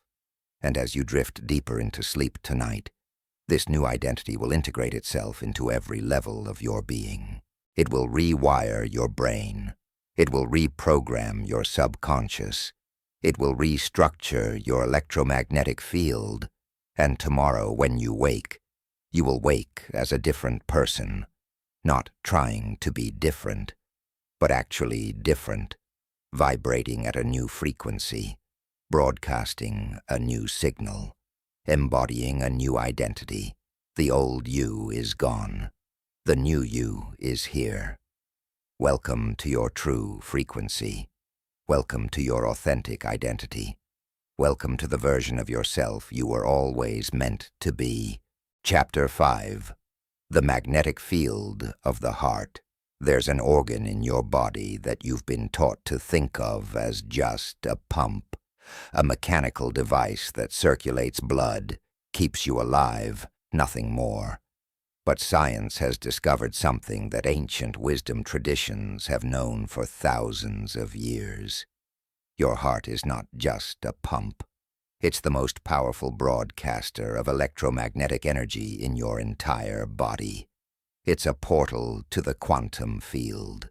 It's the bridge between your human self and your infinite self. It's the key to manifestation that you've been carrying with you every single moment of your life. Right now, as you rest in this theta state, your heart is creating an electromagnetic field that extends 3 to 6 feet beyond your physical body. This isn't metaphor. This isn't mysticism. This is measurable science. The HeartMath Institute has proven that your heart generates an electromagnetic field that is approximately 5,000 times stronger than the field produced by your brain. 5,000 times. Let that sink in. The organ you've been ignoring, the one you thought was just pumping blood, is actually your most powerful tool for creating reality. But here's what makes this truly extraordinary. The electromagnetic field your heart produces carries information. It broadcasts the signature of your emotional state into the space around you and into the quantum field itself. When your heart is coherent, when it's in a state of elevated emotion like gratitude, love, joy, or peace, it creates a highly ordered, harmonious electromagnetic pattern. And this pattern doesn't just stay inside you. It radiates outward, interacting with the hearts of other people, influencing the space around you, and most importantly, communicating directly with the quantum field to attract experiences that match your heart's frequency. Think of your heart as a radio transmitter, but instead of broadcasting sound waves, it's broadcasting emotional frequencies. And the quantum field, being infinitely responsive, picks up your transmission and reflects it back to you as your lived experience. When your heart broadcasts fear, you experience frightening situations. When your heart broadcasts unworthiness, you experience rejection. When your heart broadcasts lack, you experience scarcity. But when your heart broadcasts abundance, love, gratitude, and peace, the quantum field has no choice but to deliver experiences that match those frequencies. Most people live their entire lives with an incoherent heart. Their emotions are scattered, reactive, driven by external circumstances. Something good happens and their heart feels joy for a moment. Something bad happens and their heart contracts in fear. They're like a radio station that keeps changing frequencies randomly, never staying on one station long enough to receive a clear signal. And then they wonder why their life feels chaotic, why manifestation doesn't work, why their desires never seem to materialize. But you're different. Tonight, you're learning to consciously create heart coherence. You're learning to take control of the most powerful broadcaster in your body and tune it to the frequency of your highest desires. And when you do this consistently, when you maintain heart coherence even for just a few minutes a day, your entire reality begins to reorganize itself around that frequency. I want to share something profound that happened during a research study at the HeartMath Institute. They took people who had no experience with meditation or manifestation practices and taught them a simple technique. Think of something or someone they loved deeply, feel that love in their heart area, and maintain that feeling for several minutes. That's it. No complex visualization, no lengthy affirmations, just sustained, heart-centered love. The results were astounding. Within minutes, their heart rhythms became coherent. Their brain waves synchronized with their heart. Their immune systems became more efficient. Their stress hormones dropped. But here's what's most relevant to you. When they measured the electromagnetic field around these people, it had changed completely. It had gone from chaotic and scattered to ordered and powerful. And when they followed these participants over time, their lives began to change in remarkable ways. Better relationships, unexpected opportunities, improved health, financial breakthroughs, not because they were trying to make these things happen, but because their heart was broadcasting a frequency that naturally attracted them. This is the power you're activating right now, not through effort, not through force, but through the simple act of bringing your awareness to your heart and allowing it to generate elevated emotions. Your heart already knows how to do this. You've just forgotten to listen to it, forgotten to let it lead, forgotten that it's your primary connection to the creative power of the universe. Let me tell you about a woman named Sophia who discovered this truth in the most unexpected way. Sophia had been struggling with her business for 3 years. She'd tried every strategy, every marketing technique, every sales approach. She was working 16-hour days, barely making enough to cover her expenses, on the verge of giving up. She came to one of my workshops exhausted, defeated, desperate for a breakthrough. I taught the group about heart coherence. I explained that the heart, not the mind, is the true manifesting organ, that all the strategic planning and mental effort in the world won't create abundance if your heart is broadcasting lack. Sophia was skeptical. She was a logical person, a strategist, someone who believed in action and planning. The idea that her heart could change her business seemed absurd, but she was desperate enough to try. Every morning before she started work, she would place her hand on her heart, think of the 3 things she was most grateful for, and feel genuine appreciation in her heart area. She would maintain this feeling for just 5 minutes. That was her entire practice. 5 minutes of heart-centered gratitude before diving into her workday. Within 2 weeks, something shifted. A client she'd been chasing for months suddenly said yes. Then another, then 3 more in a single week. Within a month, her revenue had doubled. Within 3 months, she'd made more money than in the entire previous year. But here's what she told me that revealed the true transformation. The business success is wonderful, but what really changed is how I feel. I used to wake up with anxiety. Now I wake up with excitement.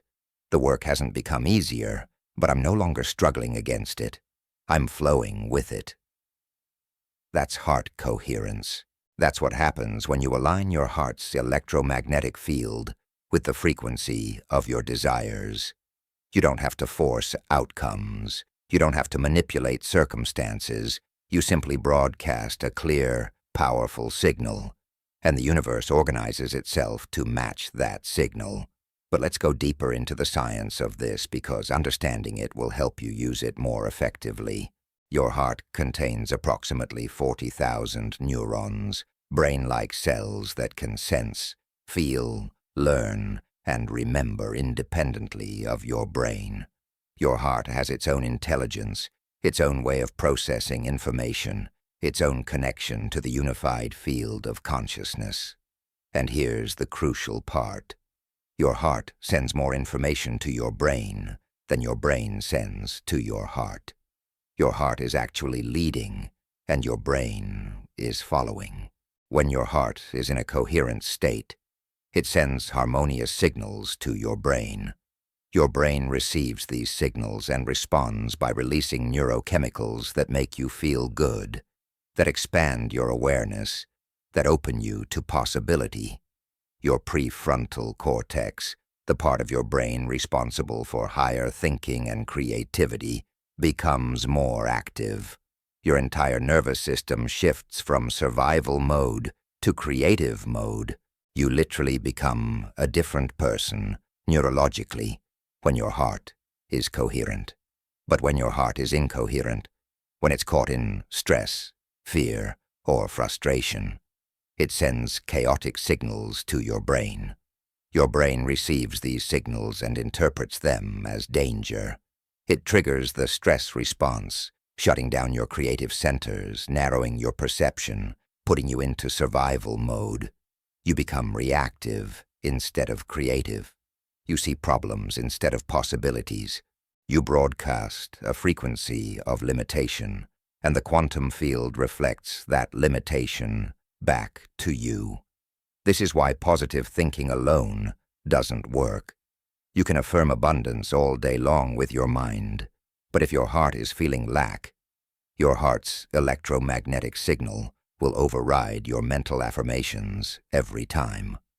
The heart is 5,000 times more powerful than the brain. Remember, what you feel in your heart is what you broadcast to the universe. What you broadcast is what you receive. So the question becomes, how do you create heart coherence consciously and consistently? It's simpler than you might think. You bring your attention to your heart area, the center of your chest. You breathe a little slower and deeper than usual, imagining the breath flowing in and out of your heart. And then you activate a positive emotion. Gratitude works powerfully. Love works magnificently. Appreciation, joy, compassion, peace, any elevated emotion will do. You think of something or someone that naturally evokes that emotion, and you let yourself feel it deeply in your heart area. As you do this, even for just a minute or two, your heart rhythm begins to smooth out. It goes from erratic and jagged to flowing and wave-like. This smooth, ordered rhythm is coherence, and in this coherent state, your heart is broadcasting its most powerful signal. Your electromagnetic field expands. Your brain synchronizes with your heart. Your entire being comes into alignment, and the quantum field receives your transmission clearly and responds accordingly. Right now, as you rest in this theta state, I want you to bring your awareness to your heart. Don't strain, don't force. Just gently bring your attention to the center of your chest. Feel your heartbeat if you can. Notice the rise and fall of your chest as you breathe. And now, think of something you're genuinely grateful for. It could be a person you love. It could be a beautiful moment from your past. It could be something simple like the comfort of your bed or the air you're breathing. Whatever it is, bring it to mind and let yourself feel genuine appreciation for it. Let that feeling of gratitude fill your heart area. Let it expand with each breath. Don't just think about being grateful. Actually feel it. Let the emotion be real, be present, be alive in your chest. This is your heart becoming coherent. This is your electromagnetic field reorganizing itself. This is you broadcasting a new frequency into the quantum field. And as you maintain this feeling, even for just these few moments, you're literally changing your reality at the quantum level. The ancient Egyptians knew about the power of the heart. In their culture, the heart was considered the seat of the soul, the source of intelligence, the connector between earth and heaven. When someone died, they believed the heart would be weighed against the feather of truth. A heavy heart, burdened with negative emotions, could not ascend.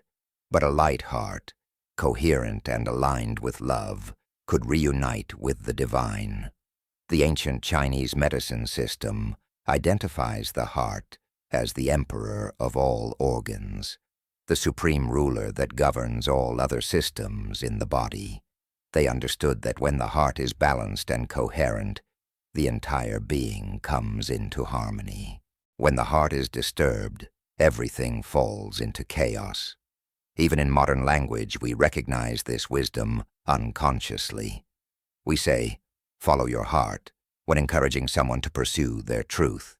We say, "My heart wasn't in it," when explaining why something didn't work. We say, "heartfelt," to describe genuine emotion.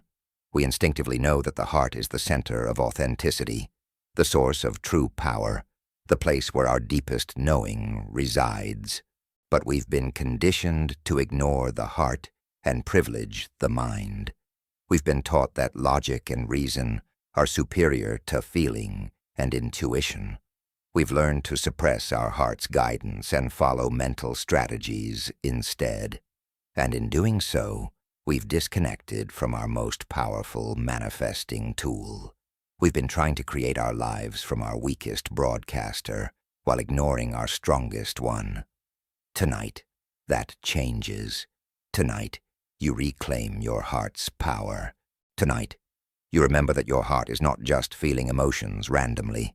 It's creating your reality constantly. Every feeling in your heart is a command to the quantum field. Every emotion is a frequency you're broadcasting. Every heart rhythm is a signal that the universe is receiving and responding to. And here's the beautiful secret. You don't have to wait until your circumstances change to feel good. You don't have to wait until abundance shows up to feel abundant. You don't have to wait until love arrives to feel loved. You can generate these feelings in your heart right now, regardless of external conditions. And when you do, when you sustain elevated emotions in your heart for even a few minutes, you create a magnetic field so powerful that it literally pulls your desires into your reality. This is not the law of attraction as most people understand it. This is quantum magnetism. Your coherent heart creates an electromagnetic field that interacts with the quantum field of infinite possibilities. That field contains every possible version of your future, every timeline, every potential reality, and your heart's electromagnetic signature determines which timeline you collapse into your experience. When your heart broadcasts fear and lack, you collapse timelines of struggle. When your heart broadcasts love and abundance, you collapse timelines of prosperity. You are not attracting things from far away. You are collapsing potentials that already exist in the field into your experienced reality. And your heart is the mechanism through which this collapse happens. Your heart is the magnet. Your emotions are the magnetic force. And the quantum field is the iron filings organizing themselves around your magnetic signal. Let me give you a practice you can use every single day, starting tomorrow morning. Before you get out of bed, before you check your phone, before you let the world pull you into its chaos, spend 3 minutes in heart coherence. Place your hand on your heart. Breathe slowly and gently, imagining the breath moving through your heart. And think of 3 things you're grateful for. Feel genuine appreciation for each one. Let that appreciation fill your entire chest, your entire being. As you do this, you're setting your frequency for the day. You're telling the quantum field what kind of experiences to deliver. You're tuning your heart to coherence before incoherence has a chance to take over. And if you do this consistently, every single morning, you'll notice that your days begin to flow differently. Opportunities appear, synchronicities increase, problems resolve themselves, not through struggle but through alignment, not through force but through frequency. Your heart is waiting for you to remember its power. It's been trying to guide you all along, sending you feelings and intuitions and knowings that your mind dismissed as illogical. But your heart doesn't operate by logic. It operates by frequency. It feels the quantum field. It senses the possibilities available to you. It knows which path will lead to your highest good. And when you learn to listen to it, to trust it, to let it broadcast its full power, your life transforms in ways your mind could never have strategized. As you drift deeper into sleep tonight, let your heart lead you. Let it broadcast the frequency of your deepest desires. Let it create a magnetic field so powerful that your ideal reality has no choice but to collapse into your experience. Your heart knows the way. Your heart is the way. Your heart is the portal through which infinite possibility becomes lived reality. Feel your heart now. Feel its power. Feel its wisdom. Feel its magnetic force reaching out into the quantum field, calling your desires home to you. You don't have to understand how it works. You just have to let it work. Your heart knows what to do. It's been doing it all along. You're just finally conscious of its power, finally aligned with its frequency, finally allowing it to lead you home to the abundant, joyful, magnificent life that's been waiting for you all along. Trust your heart. Follow your heart. Let your heart be the compass that guides you through this transformation, because your heart is not just an organ in your chest. It's a portal to the infinite. It's a bridge to the divine. It's the most powerful manifesting tool you'll ever possess. And now you know how to use it. Now you're awakening to its full potential. Now you're becoming the magnetic force that draws miracles into reality. Your heart is coherent. Your frequency is set. Your field is broadcasting. And the universe is listening, responding, delivering. Welcome to the power of your heart. Welcome to your magnetic magnificence. Welcome home. Chapter 6. Reprogramming the subconscious while you rest. There is a profound truth that most people never discover. The last thoughts and feelings you have before falling asleep become the seeds of tomorrow's reality. Not metaphorically, not symbolically, but literally, measurably, scientifically. The final impressions you carry into sleep are the first programs that run when your subconscious mind takes over. And your subconscious mind, that vast intelligence operating beneath your awareness, works throughout the night to make those final impressions real. Think about how most people end their day. They watch the news and absorb stories of violence, disaster, and fear.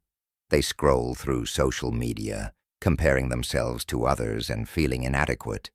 They replay the problems of the day, the conflicts, the frustrations, the worries. They think about their financial stress, their relationship issues, their health concerns. And then they wonder why they wake up feeling anxious, why their problems persist, why life feels like an endless struggle. What they don't realize is that they're programming their subconscious mind for more of the same. Every night, they're taking the frequency of their problems into their most receptive state and stamping it deeper into their operating system.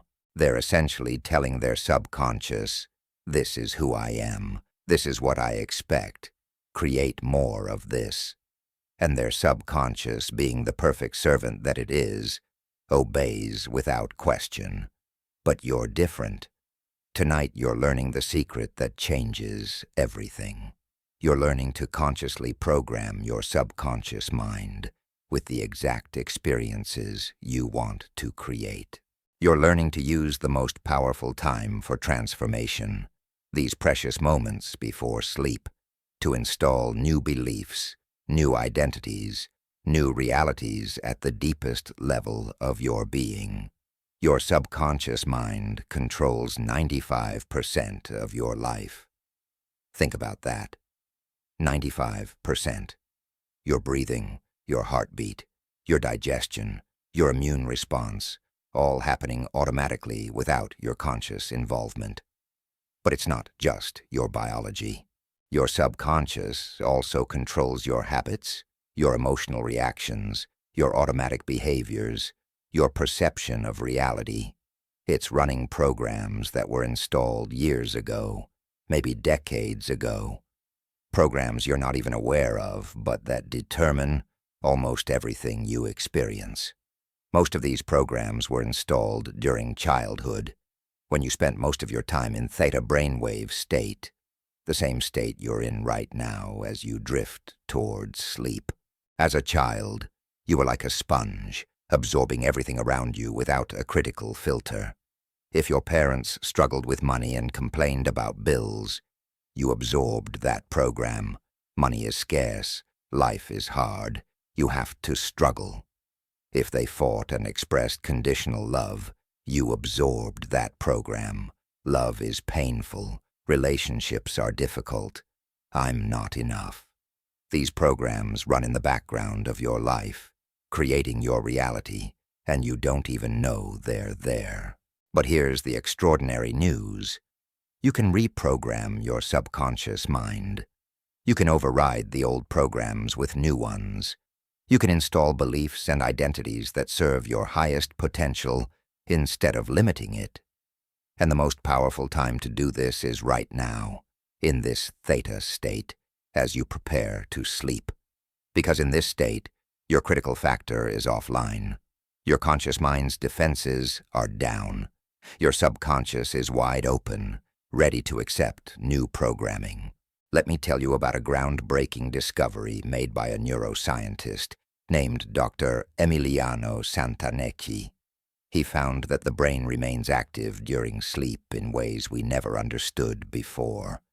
While you sleep, your brain is processing the day's experiences, consolidating memories, solving problems, and most importantly, reorganizing neural pathways based on the dominant thoughts and emotions you carried into sleep. Whatever you focused on in those last minutes before drifting off receives priority processing throughout the night. This means that if you fall asleep worrying about money, your brain spends the night strengthening neural pathways associated with financial stress.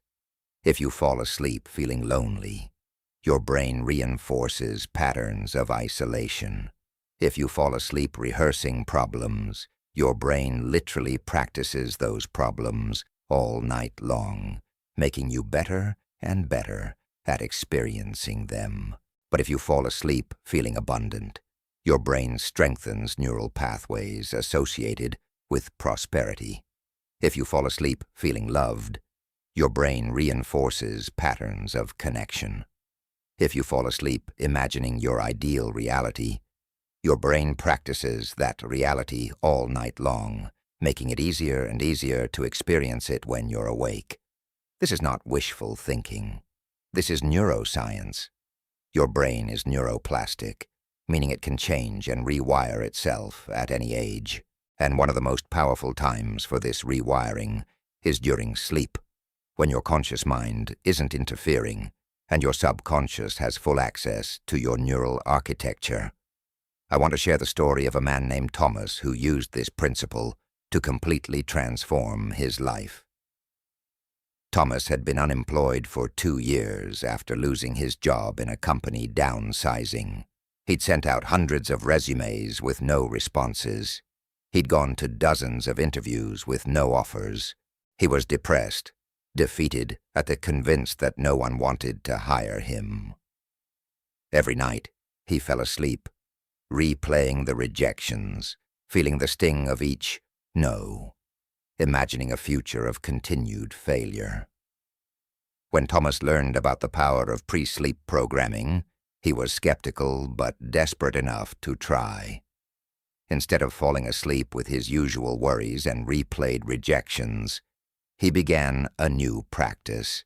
Every night, as he lay in bed preparing for sleep, He would imagine himself already employed at his ideal job, not as a distant hope, but as a present reality. He would feel the satisfaction of meaningful work. He would imagine conversations with colleagues. He would feel the security of a steady income. He would sense the pride of contributing his skills to something valuable. The first few nights felt strange, almost dishonest, like he was lying to himself. But he persisted, and something remarkable began to happen. His dreams changed. Instead of anxiety dreams about rejection, he started having dreams about success, about working, about confidence. He would wake up feeling different, more energized, more hopeful. His job search became less desperate and more inspired. He found himself applying to different types of positions, ones that actually excited him rather than ones he was just settling for. Within 6 weeks, he received 3 job offers.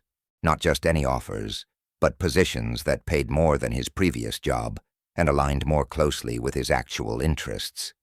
He told me later that the external change was dramatic, but the internal change was even more profound. He said, "I stopped being someone looking for a job and became someone who already had value to offer." That shift changed everything. This is the power of reprogramming your subconscious while you rest. Thomas didn't just visualize getting a job. He installed a new identity, a new self-concept, a new program that ran throughout the night, every night, rewiring his brain to match his desired reality. And because the subconscious mind doesn't distinguish between imagined experience and real experience, his brain and nervous system began operating as if he already had the success he desired. And when you become the frequency of your desire, the desire must manifest. It has no choice. Now you might be wondering, what exactly should I focus on before sleep? What should I program into my subconscious? The answer is beautifully simple. Focus on the feeling of your desire already fulfilled, not the wanting of it, not the hoping for it, not the working toward it, but the actual feeling of already having it, already being it, already living it. If you desire abundance, feel abundant as you drift to sleep. Feel the relief of financial security. Feel the freedom of knowing you have more than enough. Feel the generosity of being able to give and share. Feel the peace of knowing that money flows to you easily and consistently. Don't think about how it will come or when it will arrive. Just feel the end result as if it's already your reality. If you desire love, feel loved as you drift to sleep. Feel the warmth of being cherished. Feel the comfort of deep connection. Feel the joy of sharing your life with someone who truly sees you. Feel the safety of being fully accepted. Again, don't focus on meeting someone or how the relationship will form. Just feel yourself already in the experience of love. If you desire health, feel healthy as you drift to sleep. Feel energy flowing through your body. Feel strength in your muscles and clarity in your mind. Feel vitality in every cell. Feel gratitude for your body's perfect functioning. Don't worry about how healing will happen. Just feel yourself already whole and well. The key is to make it real in your imagination and emotions. Your subconscious mind responds to feelings, not logic. It doesn't care if your conscious mind knows the thing hasn't manifested yet. If you can generate the feeling authentically, if you can maintain it as you drift into sleep, your subconscious accepts it as real and begins reorganizing your entire system to match that reality. Research in psychoneuroimmunology has shown that your thoughts and emotions directly affect your biology. When you imagine something vividly while in a relaxed state, your body responds as if it's real. Your heart rate changes. Your hormone levels shift. Your immune system responds. Your gene expression alters. You're not just thinking differently. You're literally becoming different at the cellular level. And here's what makes the pre-sleep time so powerful. You're naturally entering theta state, the same brainwave frequency that children live in and that hypnotherapists induce deliberately. In theta, suggestions go straight into the subconscious without the critical factor filtering them out. In theta, you can install new programs directly into your operating system. In theta, transformation happens effortlessly. This is why affirmations work better at night than during the day. During the day, in beta brainwave state, your conscious mind analyzes every affirmation. If you say, "I am abundant," while feeling broke, your conscious mind immediately says, "No, you're not. Look at your bank account." The affirmation gets rejected. But at night, in theta state, that critical voice is quiet. You can say, "I am abundant." Feel it genuinely, and your subconscious accepts it without question and begins making it true. But you can go even deeper than affirmations. You can create entire scenarios, complete sensory experiences, emotional journeys that your subconscious mind absorbs as memories of real events. You can literally give yourself the experience of living your ideal life before you actually live it physically.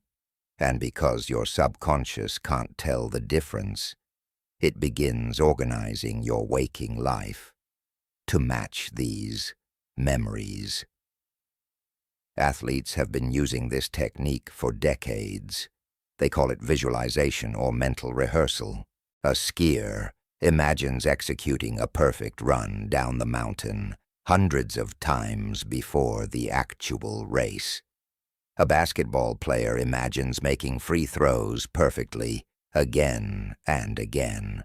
Studies show that mental practice produces almost the same improvements as physical practice because the brain creates the same neural pathways either way. You're going to use the same principle, but for life itself. You're going to mentally rehearse living your ideal life. You're going to experience it so vividly in your imagination that your brain can't tell it's not real. And as you do this night after night, as you fall asleep in the feeling of your dreams fulfilled, your subconscious mind accepts this new reality and begins orchestrating your waking life to match it. Think of your subconscious as the most powerful computer in existence. It's running constantly, processing millions of bits of information every second, controlling your entire system. But like any computer, it operates based on its programming. For years, maybe decades, it's been running old programs, outdated software that was installed when you were young and vulnerable and didn't know any better. But now, you're becoming the conscious programmer. You're taking control of what gets installed. Every night, as you drift into sleep, you have the opportunity to upgrade your software, to install new programs that serve your highest good, to delete old viruses of limitation and fear that have been corrupting your system. The process is simple but profound. As you feel yourself getting drowsy, as your body relaxes and your mind softens, you gently direct your attention to what you want to create. You don't force it. You don't strain. You simply imagine it, feel it, experience it as if it's happening right now. You let yourself drift into sleep while holding the frequency of your desire fulfilled. Some nights, you might fall asleep quickly, within minutes of starting this practice. Other nights, you might maintain the feeling for longer, drifting in and out of sleep consciousness, hovering in that magical twilight zone where programming is most effective. Both are perfect. There's no wrong way to do this.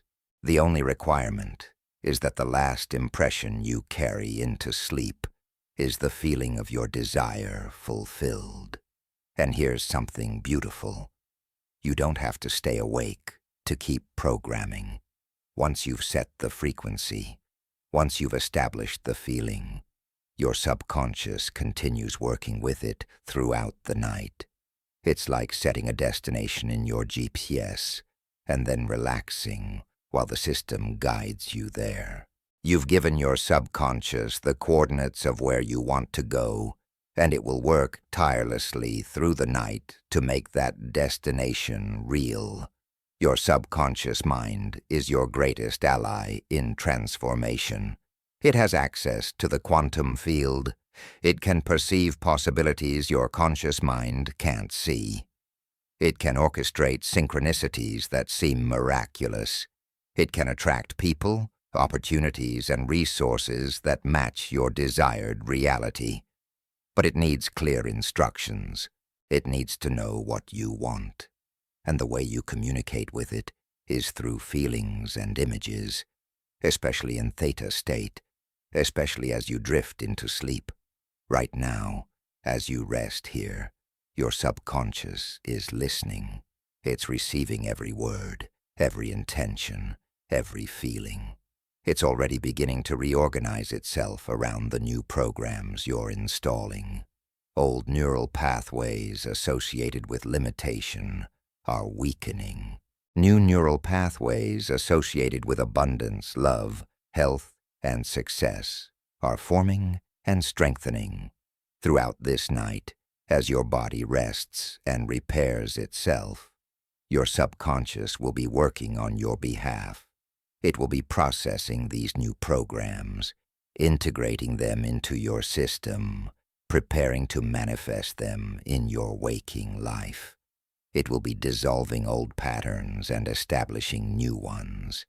It will be upgrading your operating system from limitation to limitlessness. And tomorrow morning, when you wake, you won't consciously remember all the work that happened during the night. But you'll feel different. You'll sense a shift.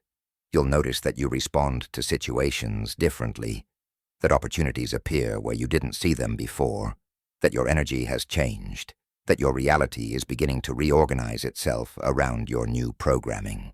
This is not a one-time event. This is a practice. Every night, as you prepare for sleep, you have the opportunity to program your subconscious with exactly what you want to create. Some nights, you'll focus on abundance. Other nights on love or health or peace or purpose. The specific focus doesn't matter as much as the consistency of the practice and the authenticity of the feeling. Make this your new sleep ritual. Instead of falling asleep with worries, fall asleep with desires fulfilled. Instead of carrying problems into your rest, carry solutions. Instead of rehearsing what went wrong, imagine what's going right. Instead of programming limitation, program possibility. Your subconscious is waiting, ready, eager to create whatever reality you choose. All you have to do is give it clear instructions by feeling the feelings of your dreams fulfilled as you drift into sleep. As you continue relaxing now, as you feel yourself sinking deeper and deeper towards sleep, know that this process is already working. Your subconscious is already receiving these new programs. Your neural pathways are already reorganizing. Your electromagnetic field is already broadcasting a new frequency, and tomorrow's reality is already beginning to form around tonight's programming. Let yourself drift. Let yourself release. Let yourself surrender into sleep with the absolute knowing that while your body rests, your subconscious is creating miracles. You are being reprogrammed. You are being transformed. You are becoming the person who lives the life you desire. Not someday, right now. In this sacred space between waking and sleeping, in this powerful theta state, in this moment of pure potential, your subconscious is your partner in creation. Trust it, program it, let it work, and watch as your waking life begins to mirror the dreams you carry into sleep. This is your power. This is your portal. This is your path to transformation. And it's happening right now, as you rest, as you release, as you reprogram yourself for the magnificent life that's waiting to emerge. Chapter 7. The Death of the Ego and the Birth of the Self. There is a death that must happen before you can truly live. Not the death of your body, but the death of something far more insidious, something that has been masquerading as you for so long that you've forgotten it's just a costume. The death of the ego, the death of the false self, the death of the identity constructed from fear, lack, and limitation. And tonight, as you rest in this sacred space between waking and sleeping, that death is happening, not violently, not traumatically, but gently, naturally, inevitably, as you release your grip on who you thought you had to be and allow yourself to remember who you truly are. The ego is not your enemy. Let's be clear about that from the beginning. The ego served a purpose. It helped you navigate a world that taught you that you were separate, vulnerable, insufficient. It built walls to protect you. It created stories to explain your pain. It developed strategies to keep you safe. But what once protected you has now become your prison. The walls that kept danger out also keep your magnificence locked in. The stories that made sense of suffering now perpetuate that suffering. The strategies that ensured survival now prevent you from truly living. Most people defend their ego with their dying breath. They clutch their stories like precious treasures. They fight to prove their limitations are real. They build elaborate arguments for why they can't change, can't grow, can't become who they dream of being. And all the while, their true self waits patiently beneath the surface, knowing that one day, when the pain of staying the same finally exceeds the fear of transformation, the ego will be ready to surrender. That day is today. This moment is now. You're here, listening to these words, not because you're trying to improve your ego or make your false self more successful. You're here because somewhere deep within you, you're ready for the death of limitation and the birth of truth. You're ready to stop defending your story and start living your destiny. Let me tell you what the ego is made of. It's made of memory. It's made of past experiences that you've woven into an identity. It's made of things that happened to you, things that were said to you, things you decided about yourself when you were too young to know better. The ego says, I am this because that happened.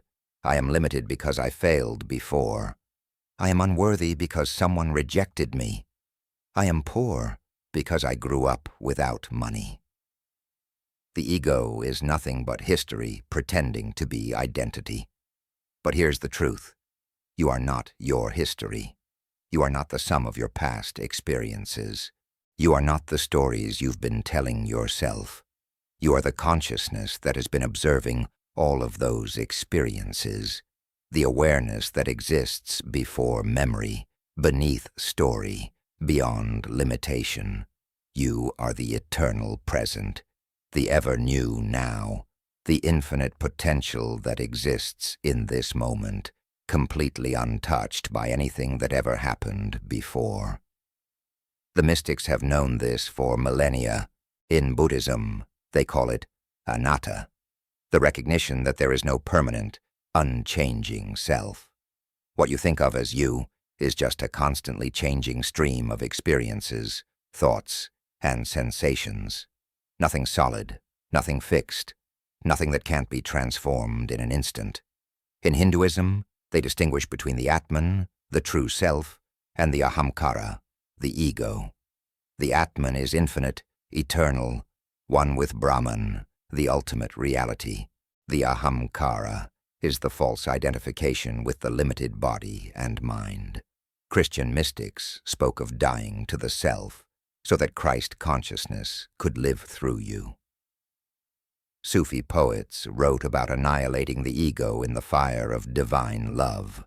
Indigenous traditions speak of the death and rebirth that happens in vision quests and sacred ceremonies.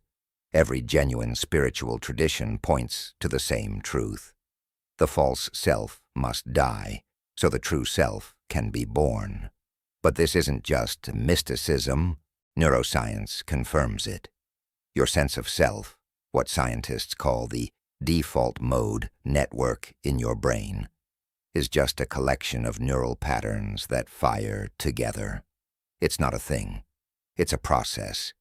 And like any process, it can change.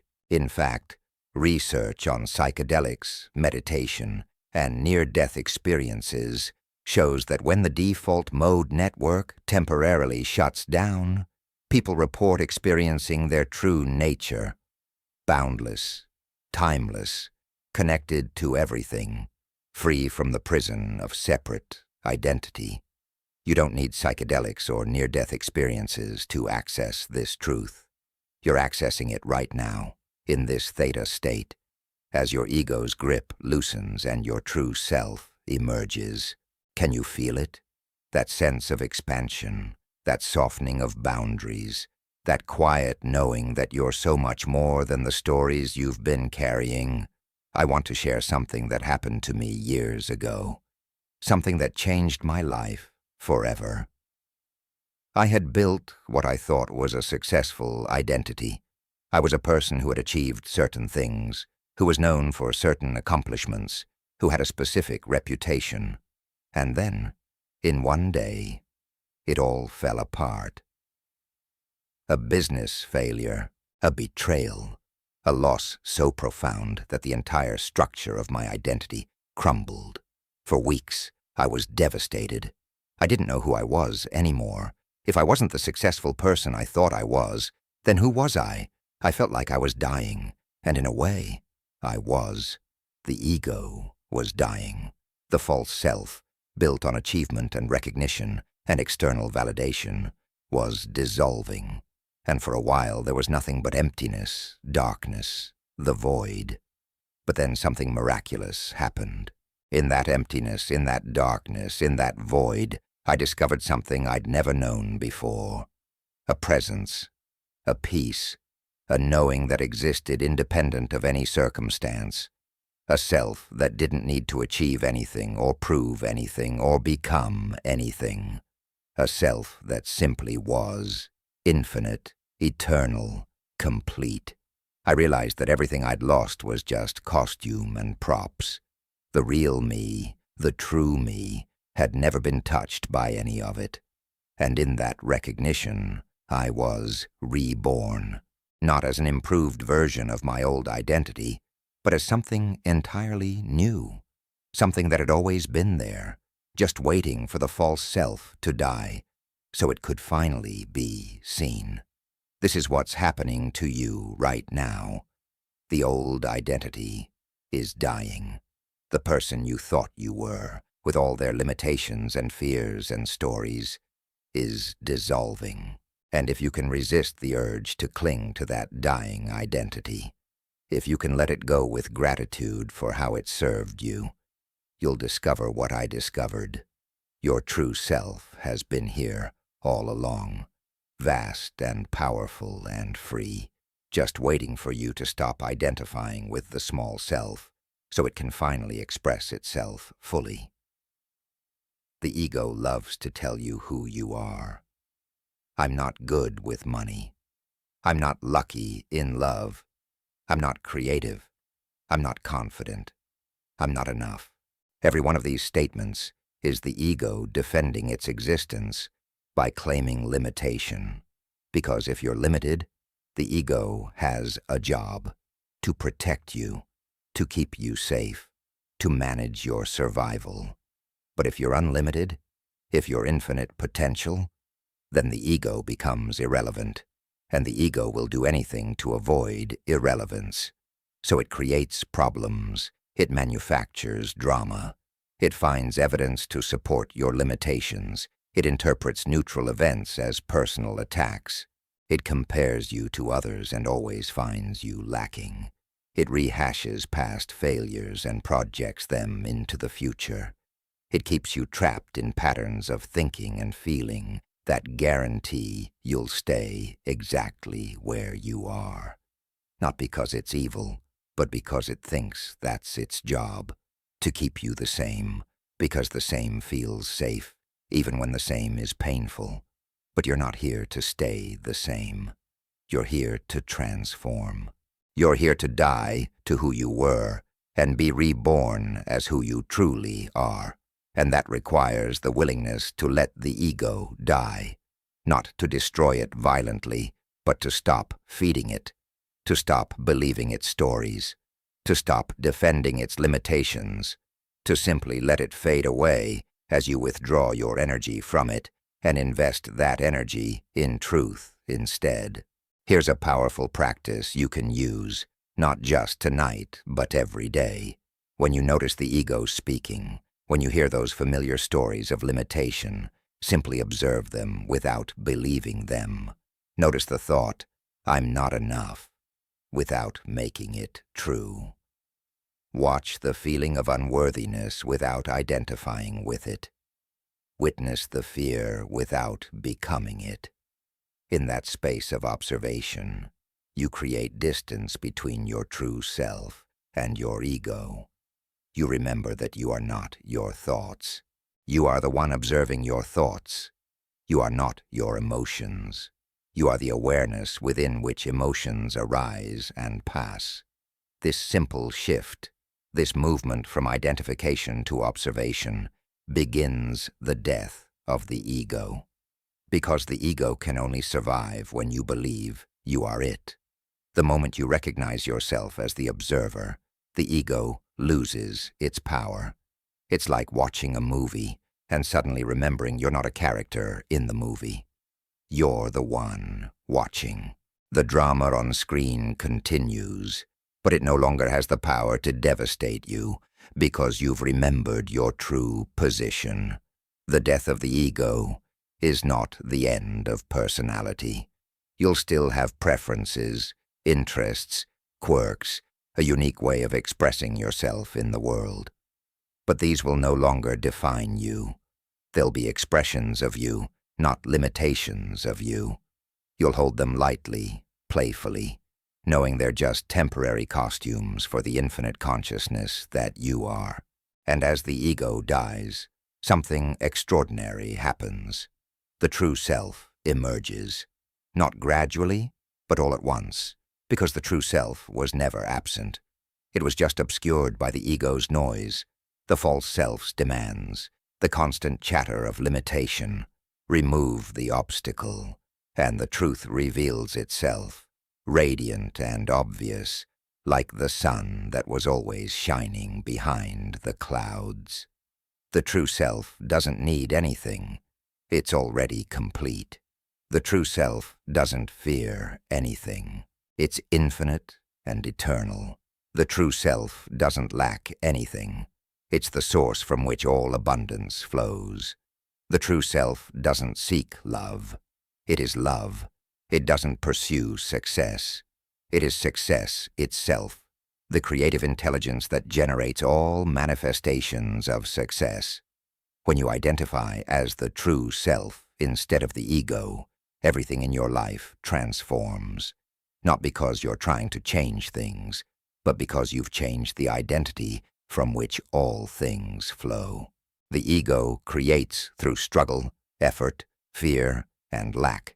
The true self creates through ease, alignment, love, and abundance. The ego asks, "How can I get what I want?" The true self knows, "I already am what I desire." This is what Jesus meant when he said, "I and the Father are one," and then added, "Greater things than these you will do." He wasn't special. He was simply someone who had allowed the ego to die completely so the true self could live fully. He was demonstrating what becomes possible when you stop identifying with limitation and remember your divine nature. And he was telling you that you have the same potential, the same power, the same access to infinite creative intelligence. The Buddha achieved the same realization. His enlightenment was the death of the illusion of separate self and the recognition of Buddha nature, the awakened awareness that exists in all beings. He spent the rest of his life trying to show others that they, too, could wake up from the dream of limited identity. That enlightenment wasn't something rare and special, but your natural state, obscured only by the ego's insistence that you are small, separate, and powerless. Every great spiritual teacher, every mystic, every awakened being throughout history has pointed to the same truth. You are not who you think you are. You are so much more, but you'll never know how much more until you're willing to let go of who you think you are, until you're willing to let the ego die. And here's the beautiful paradox. The ego's death is not painful. What's painful is clinging to it, defending it, trying to keep it alive when it's ready to dissolve. The actual moment of letting go is relief. It's liberation. It's like taking off a heavy coat you've been wearing in the summer heat. You wonder why you carried it for so long when it feels so good to be free of it. Right now, in this deep state of relaxation, the ego's grip is naturally loosening. Your defenses are down. Your stories are quiet.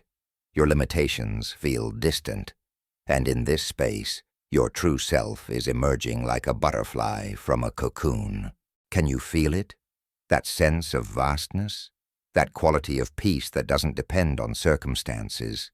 That knowing that you are safe, you are whole, you are enough, not because of anything you've done or achieved, but because of what you fundamentally are? This is the death of the ego and the birth of the self, not as two separate events, but as one seamless transformation. As the false falls away, the true is revealed. As limitation dissolves, infinity emerges. As the costume drops, the naked truth of your being stands radiant and free. Let yourself die to the old story. Let yourself release the familiar identity. Let yourself surrender the need to be who you've been. It served you once, but it serves you no longer. You've outgrown it, like a child outgrows clothes. And just as a child doesn't mourn the clothes they've outgrown, you don't need to mourn the identity you're releasing. You honor it, you thank it, and you let it go. And as you let it go, as you allow the ego to die its natural death, you'll discover something that mystics have been trying to tell you for millennia. Death is not the end. Death is the doorway. On the other side of the ego's death waits the most magnificent reality you could imagine. Your true self, infinite and eternal, powerful beyond measure, creative beyond limitation, abundant beyond scarcity, loving beyond condition. This true self is not something you need to create or become. It's what you already are beneath the ego's costume. It's what you've always been, just waiting for you to stop pretending to be small, so it can finally express its full magnificence through you. And tonight, in this sacred space, in this deep theta state, in this moment of profound surrender, the pretending is ending. The costume is dropping. The true self is being born. Welcome home. Welcome to your true nature. Welcome to the infinite, eternal, magnificent being that you are and have always been. The ego is dead. Long live the true self. Your transformation is complete. Your awakening has begun. And tomorrow when you rise, you will rise as someone new. Not because you've added anything to yourself, but because you've finally removed everything that was never truly you. Rest now in this truth. Rest in your true self. Rest in the knowing that you are free, you are whole, you are infinite. The death has happened. The birth is occurring. And the life that emerges from this transformation will be beyond anything your ego ever imagined possible, because your ego could only imagine limitation, but your true self knows no limits. Your true self is limitless. And now, finally, you are awake to that truth. Let yourself drift deeper into this knowing. Let yourself dissolve into this reality. Let yourself become what you've always been. Infinite consciousness, temporarily wearing human form, now fully awake to its own nature. The portal is fully open. The transformation is complete. You are born anew. Welcome to your true life. Welcome to your authentic self. Welcome home. Chapter 8. The Vortex of Instantaneous Manifestation. There is a place beyond time, a state beyond effort, a frequency where desire and fulfillment are not two separate things, but one unified reality. In this place, you don't manifest things into your life, because there is no distance between you and what you desire. You don't attract abundance because you are abundance. You don't create love because you are love. This is the vortex of instantaneous manifestation, and right now, in this deep theta state, with your ego dissolved and your true self emerged, you are entering it. Most people approach manifestation from a position of lack. They stand in their current reality, look at what they don't have, and try to pull it toward them. They visualize, they affirm, they take action, they work hard, and sometimes things manifest, but slowly, with struggle, with effort, with the constant underlying feeling that they're separate from what they want, and hoping they can bridge that gap. This approach keeps them trapped in the frequency of lack, and no matter how much they try, lack is what they continue to create. But there's another way, a way that ancient masters knew and quantum physics now confirms. A way where manifestation isn't something you do, but something you are. A way where you don't attract your desires because you recognize that in the quantum field, your desires already exist, and you simply align yourself with the frequency where they're already real. This is not the law of attraction. This is quantum collapse. This is the vortex of instantaneous manifestation.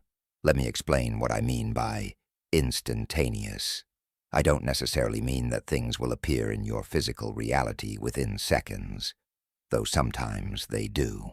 I mean that the moment you enter the vortex, the moment you align with the frequency of your desire fulfilled, manifestation is already complete at the quantum level. The quantum field has already reorganized itself around your new frequency. Your desired reality has already collapsed from possibility into probability. The only question remaining is how long it takes for that quantum probability to express itself in your physical experience, and that depends entirely on how consistently you maintain the frequency. Think of it like ordering something online. The moment you click purchase, the transaction is complete in the system. The item is yours. You own it. You're just waiting for physical delivery, which might take a few days. But the manifestation is already done at the informational level. The vortex of instantaneous manifestation works the same way. When you enter the frequency of your desire fulfilled, when you become one with what you want, the manifestation is complete at the quantum level. You've already purchased it. Physical delivery is just a matter of time. But here's where most people sabotage themselves. They enter the vortex for a moment. They feel the frequency of their desire fulfilled, and then they immediately exit back into lack.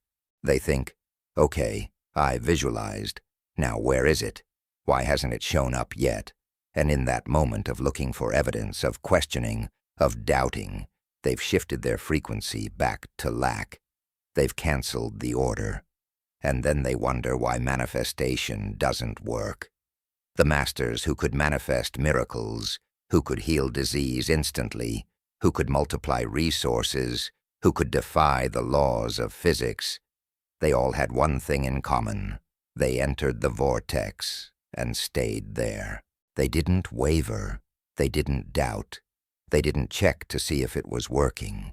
They knew that in the realm of consciousness, where they were operating, the manifestation was already complete. And because they maintained that knowing, that frequency, that state of being, the physical reality had no choice but to reorganize itself to match.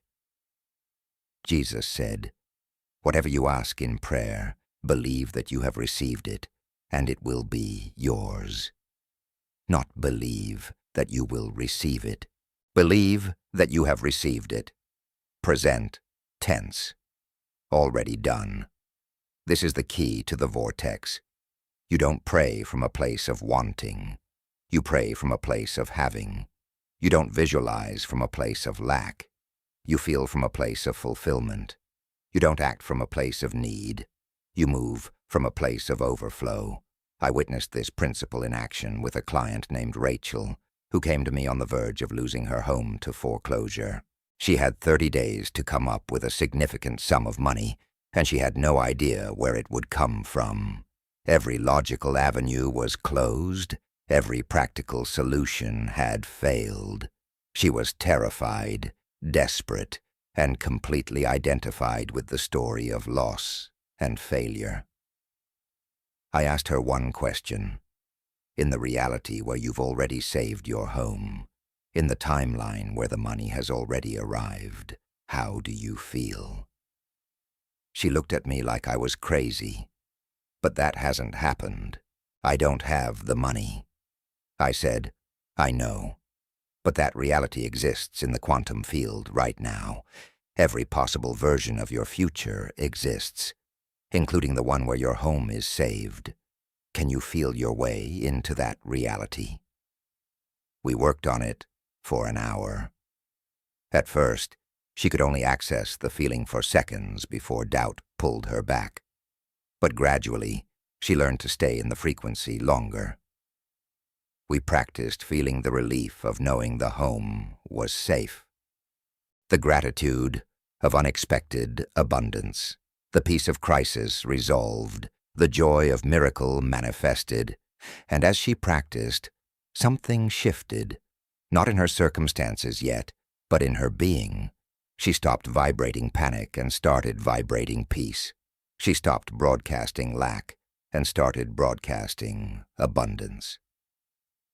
3 days later, she received a phone call from a relative she hadn't spoken to in 10 years. This relative had just sold a property and felt inexplicably compelled to share some of the proceeds with Rachel, the exact amount she needed, down to the dollar. But here's what Rachel told me that reveals the deeper truth. By the time the money came, I already felt like everything was okay. The money just confirmed what I already knew at a deeper level. That's the vortex. That's what happens when you stop trying to manipulate reality from outside and instead become the reality you desire from inside. The external world is just a mirror. It reflects back what you are, not what you want. Rachel didn't attract the money by wanting it. She collapsed the timeline where the money arrived by becoming the frequency of that timeline. She entered the vortex of the reality where her home was saved, and physical reality reorganized itself to match. Now let me take you deeper into how this actually works at the quantum level, because understanding it will help you trust it. Quantum physics has discovered that at the subatomic level, particles don't exist in a fixed state until they're observed. They exist in what's called a superposition, a state of multiple possibilities existing simultaneously. Only when consciousness observes them do they collapse into one definite state. This isn't philosophy. This is experimentally verified science. Your observation, your consciousness, literally determines what becomes real. And here's the crucial part. You're observing not with your eyes, but with your entire being. Your thoughts, your emotions, your beliefs, your identity, All of this constitutes your observation, and what you observe with your entire being, what you become in your consciousness, is what collapses from the field of infinite possibilities into your experienced reality. Most people are observing lack. They're thinking about lack. They're feeling lack. They're believing in lack. They're identifying as someone who lacks. And so lack is what collapses into their experience, not because the universe is withholding abundance, but because their consciousness is observing and collapsing the frequency of lack. But when you enter the vortex, you shift your observation completely. You stop observing lack and start observing fulfillment. You stop thinking about what's missing and start thinking from what's complete. You stop feeling wanting and start feeling having. You stop believing in scarcity and start believing in abundance. You stop identifying as someone who needs and start identifying as someone who overflows. And in that shift, in that complete reorientation of your consciousness, you collapse an entirely different reality. The vortex is not a place you go to. It's a state you embody. It's not something outside you. It's a frequency you become. And the way you enter it is by feeling the feelings of your desire already fulfilled, not imagining them happening in the future, not hoping they'll arrive someday, but actually experiencing them as your present reality right now, in this moment, regardless of what your physical senses are telling you. This requires a level of belief that goes beyond logic. It requires faith, but not blind faith, not believing in something without reason, but knowing something without evidence. Knowing that in the quantum field, all possibilities exist simultaneously, and you have the power to collapse whichever one you choose by becoming its frequency. This is not delusion. This is not denial. This is quantum mechanics applied to consciousness.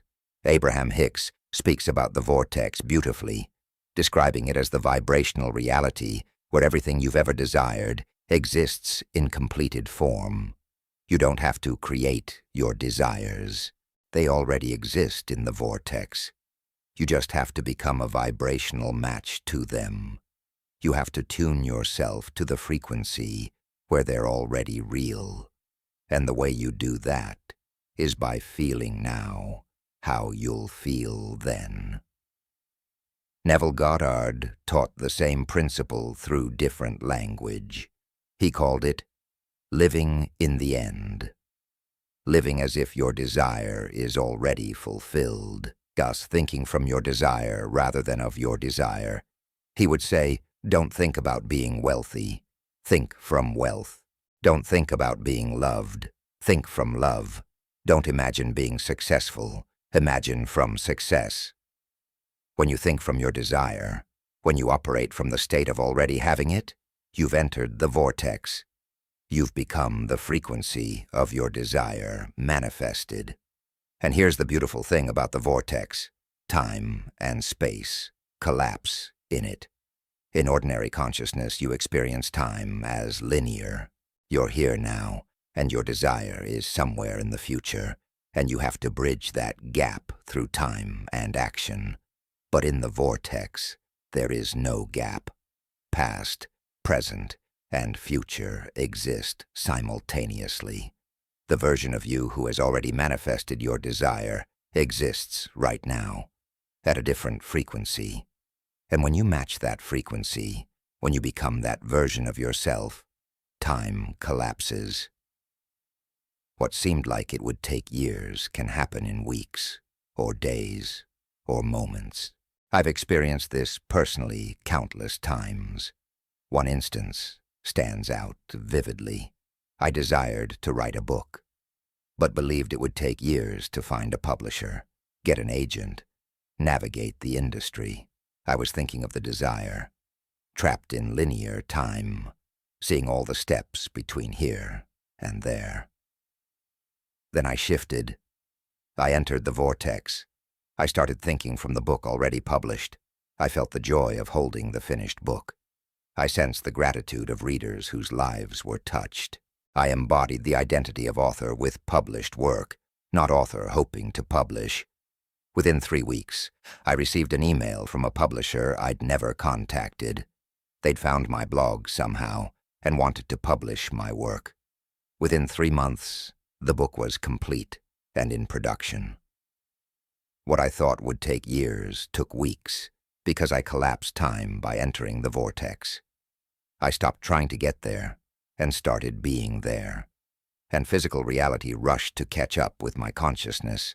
This is available to you right now, not because you're special or chosen or lucky, but because you're consciousness, and consciousness has this power inherently. You've always had this power. You just didn't know how to use it consciously. You were trying to manifest from lack instead of from fulfillment. You were trying to attract from outside instead of collapsing from inside. You were trying to make it happen instead of allowing it to emerge. The vortex requires a complete surrender of effort. This is perhaps the most counterintuitive part. We've been taught that we have to work hard, push, strive, make things happen. And yes, inspired action has its place. But the action that comes from the vortex is effortless. It doesn't feel like work. It feels like play, like flow, like being pulled forward by a current, rather than swimming against the tide. When you're in the vortex, the right actions become obvious. The right people appear. The right opportunities open, not through your effort, but through your alignment. Right now, as you rest in this deep theta state, you are perfectly positioned to enter the vortex. Your conscious mind is quiet. Your defenses are down. Your ego has dissolved. Your true self has emerged. You're in the most receptive state possible. And in this state, I want you to feel your way into the vortex of your deepest desire. Don't think about what you want. Feel what it feels like to already have it. Don't imagine it coming to you. Imagine it as already here. Don't hope it will manifest. Know that at the quantum level it already has. Feel the relief. Feel the gratitude. Feel the joy. Feel the peace. Feel the absolute certainty that what you desire is already yours, because in the realm where you truly exist, in the quantum field of infinite possibilities, it is. Let yourself dissolve into this feeling.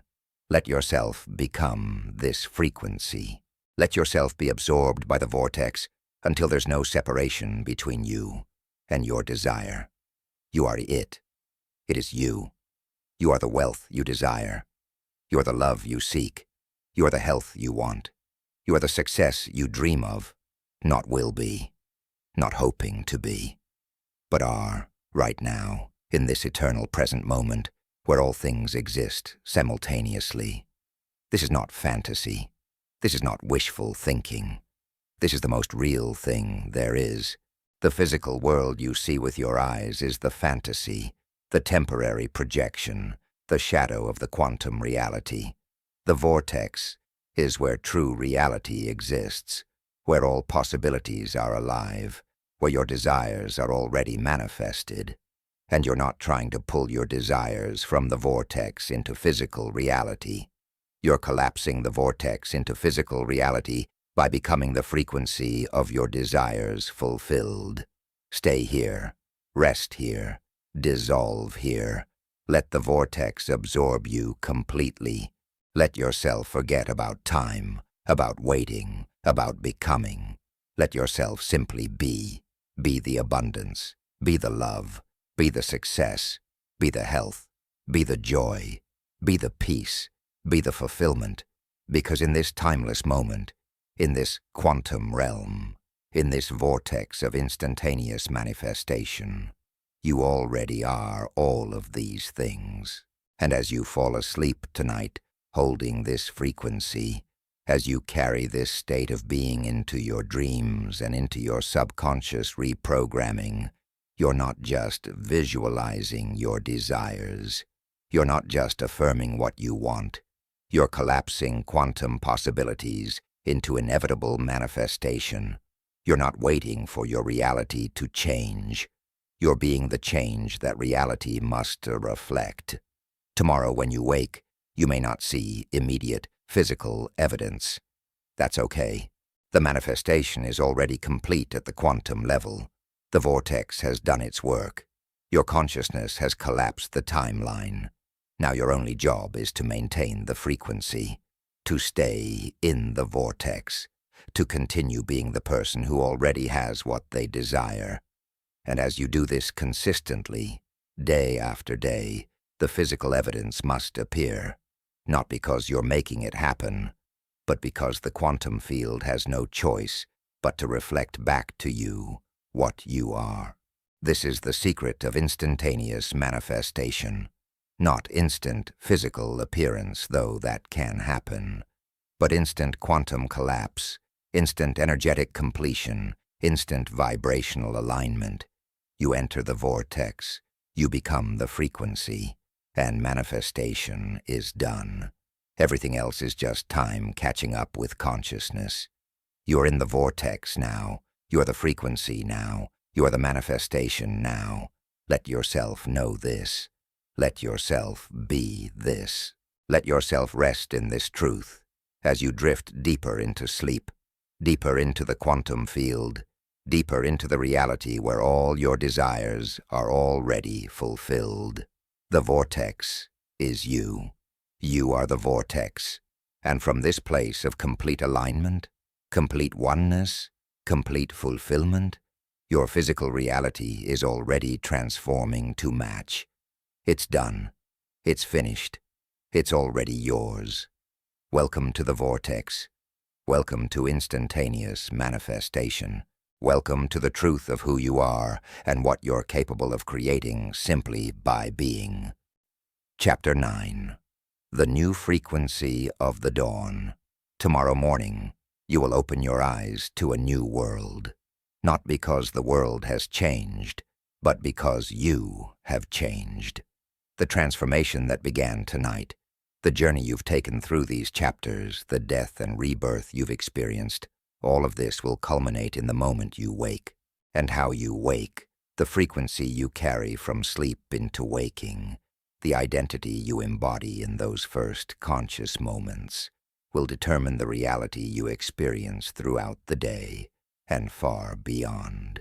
Most people wake up unconsciously. The alarm startles them awake. They immediately grab their phone and flood their consciousness with the problems of the world, the demands of others, the weight of their obligations. Within minutes, they've downloaded yesterday's identity, yesterday's limitations, yesterday's frequency.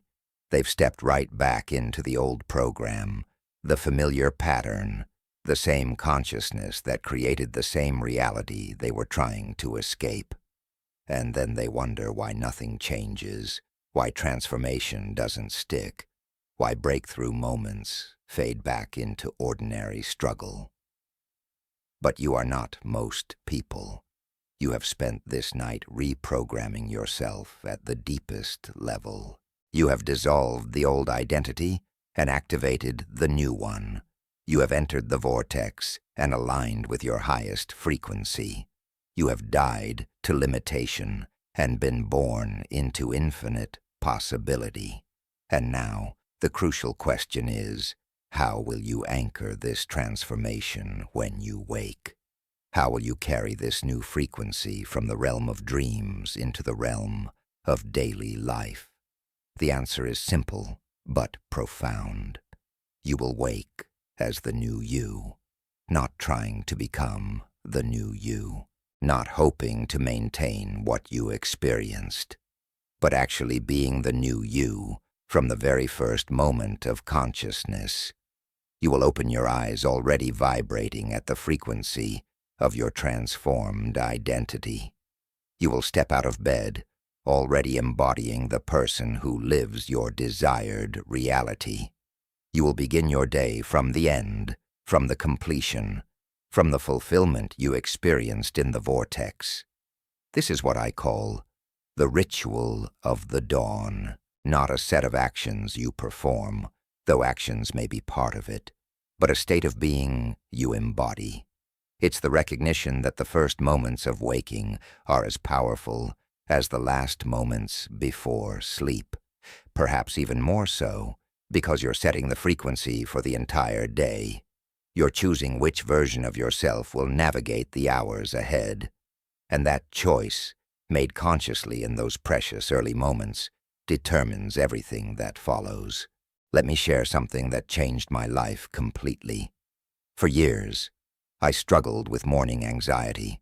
I would wake up with a knot in my stomach, my mind immediately racing with worries, my body tense with stress.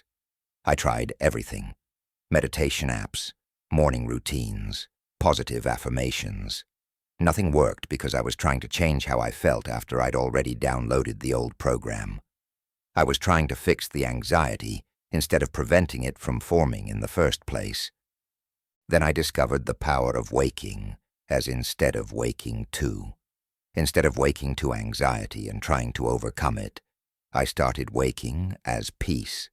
Instead of waking to stress and trying to manage it, I started waking as calm.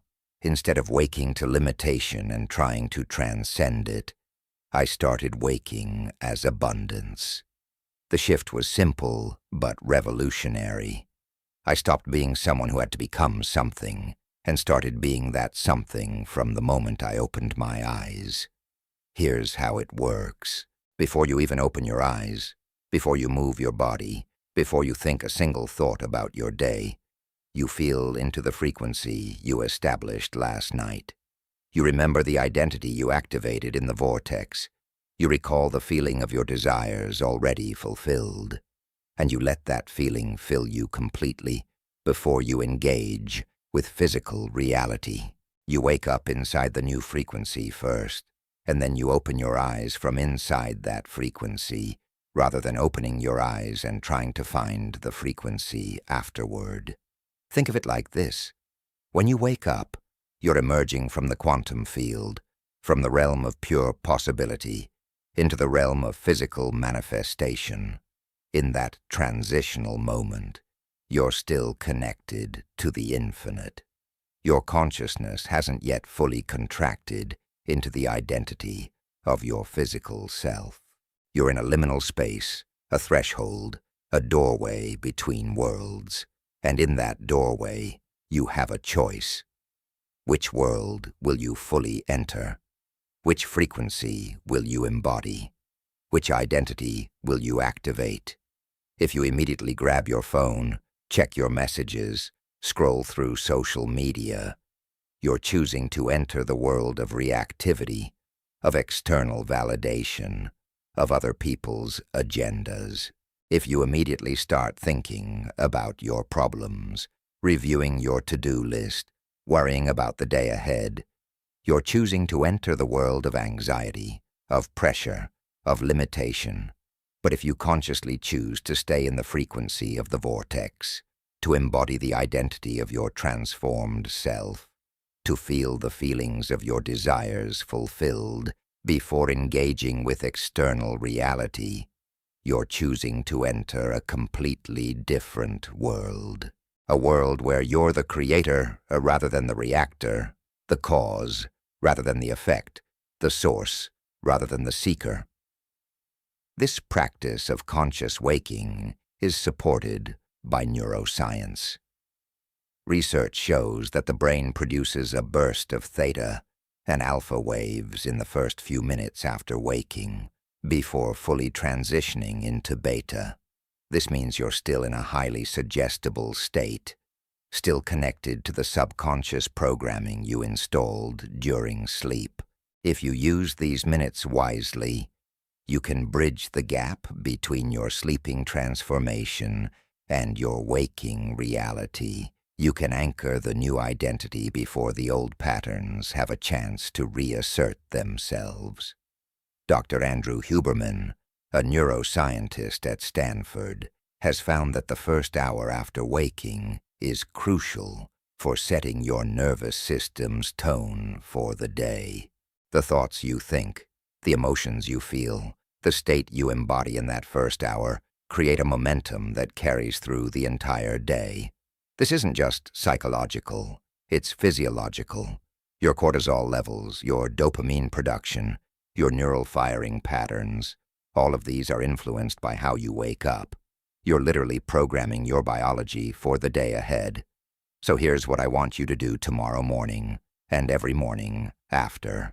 When you first become aware that you're waking, before you open your eyes, take 3 slow, deep breaths. As you breathe, feel into your body. Notice that you're rested, restored, renewed. Notice that something has shifted during the night. You're not the same person who fell asleep. Something has transformed at a deep level. Then, with your eyes still closed, recall the feeling from last night, the feeling of being in the vortex, the feeling of your desires already fulfilled, the feeling of your new identity fully activated. Don't just think about it. Actually, feel it. Let it fill your chest. Let it warm your body. Let it bring a slight smile to your face. Stay in this feeling for at least 60 seconds, ideally longer. Let it become so real that your body responds as if you're living your ideal reality right now. As you do this, you're not just remembering a feeling. You're reactivating the frequency. You're rebooting your system with the new programming. You're setting your electromagnetic field to broadcast the signal of your transformed identity. And because your heart and brain are in a coherent state, because you're operating from elevated emotion before any external stimuli can hijack your attention, you're creating a momentum that will carry you through challenges, obstacles, and old triggers that might otherwise pull you back into the old pattern. Only after you've established this frequency, only after you've anchored yourself in the new identity, do you open your eyes. And when you do open them, you're not opening them as the old you hoping for change. You're opening them as the new you, already changed, already transformed, already living from the frequency of your highest potential. You're looking at the same room, the same bed, the same walls, but you're looking at them from a completely different state of being, and that changes everything. I want to tell you about a woman named Jennifer who used this practice to completely transform her relationship with money.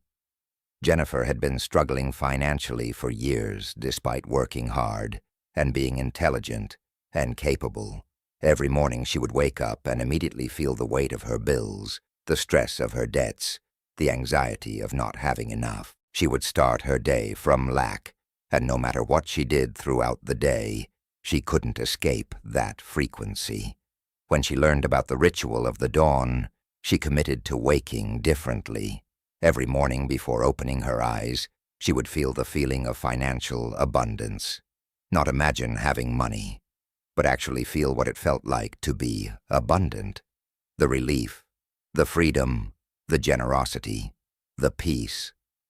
She would stay in that feeling until it became more real than her circumstances. Only then would she open her eyes and begin her day. The first few mornings were difficult. Her mind kept trying to pull her back to worry. But she persisted, and gradually, something remarkable happened. She started noticing opportunities she'd been blind to before. She started making decisions from abundance instead of scarcity. She started attracting clients and resources that matched her new frequency. Within 3 months, her income had doubled. Within 6 months, her debts were paid. Within a year, she had savings for the first time in her adult life. But when I asked her what the biggest change was, she didn't mention the money first. She said, "I wake up happy now. I used to dread mornings. Now I look forward to them because I know I'm waking up as someone who has everything I need." The external abundance followed the internal abundance, but the internal abundance was the real gift. This is the power of the dawn ritual. You're not trying to manipulate reality. You're not forcing outcomes. You're simply choosing which frequency you'll embody from the moment you wake. And because your frequency determines your experience, because your state of being creates your state of seeing, because you can only perceive and attract what matches your vibration. This choice changes everything. Now let me give you some additional practices you can layer into your morning once you've established the base frequency. These are optional, but they can amplify and anchor the transformation. After you've opened your eyes and gotten out of bed, spend a few minutes in gratitude. Think of 3 things you're genuinely grateful for. Not things you think you should be grateful for, but things that actually move your heart when you think about them. Feel genuine appreciation for each one. This activates your heart coherence and reinforces the elevated emotion that creates manifestation. Then, if you have time, spend a few minutes in movement. Not intense exercise necessarily, though that's fine if it calls to you, but simple, mindful movement. Stretching, walking, dancing, yoga. Whatever helps you feel present in your body. As you move, maintain the frequency you established when you first woke. Feel the abundance, the love, the success, the health moving through your body. Let your physical form become the embodiment of your transformed identity. If you journal, use it not to process problems, but to declare realities. Write in present tense about your life, as if your desires are already fulfilled.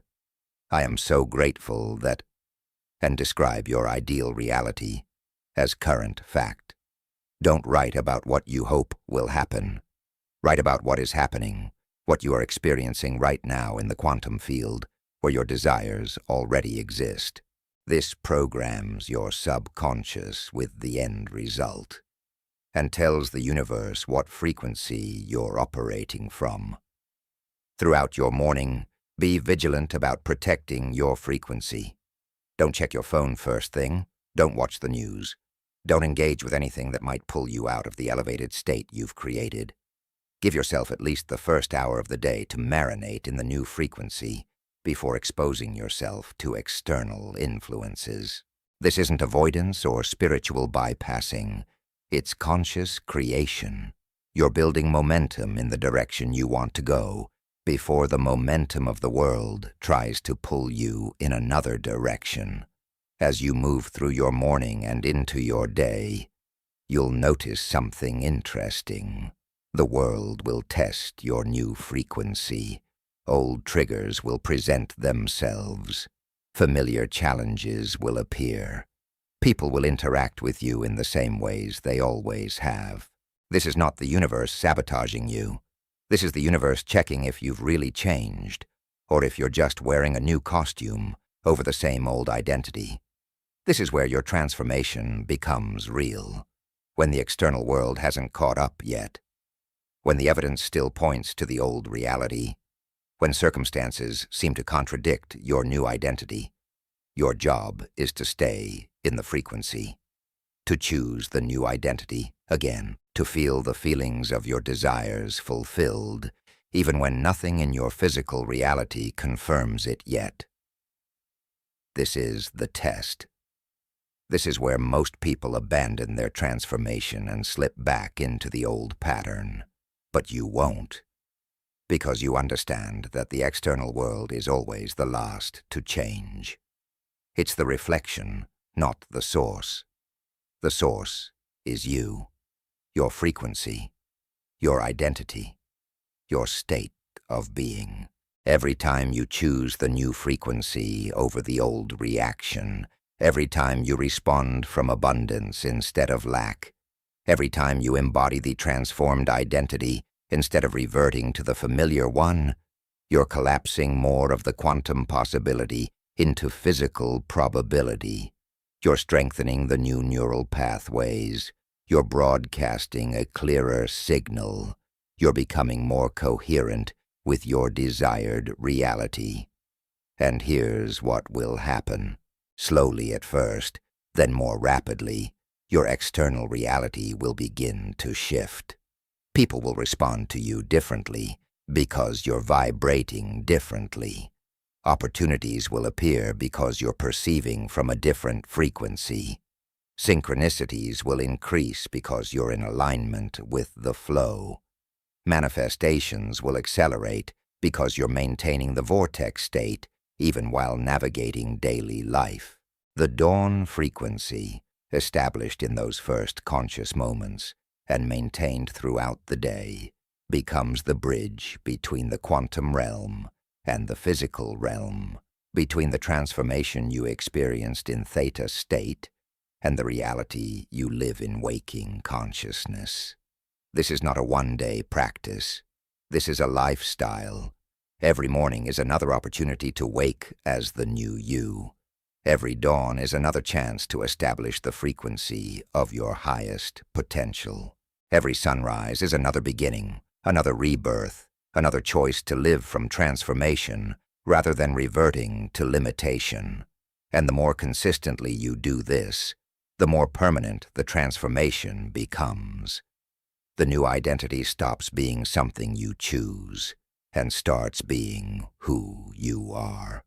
The elevated frequency stops being something you create and starts being your natural state.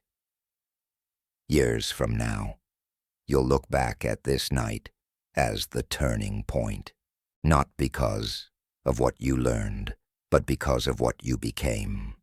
Not because of what happened, but because of who emerged. You crossed a threshold tonight. You passed through a portal. You transformed at the deepest level. And tomorrow morning, when you wake, you will step into the first day of your new life. The life you've been preparing for.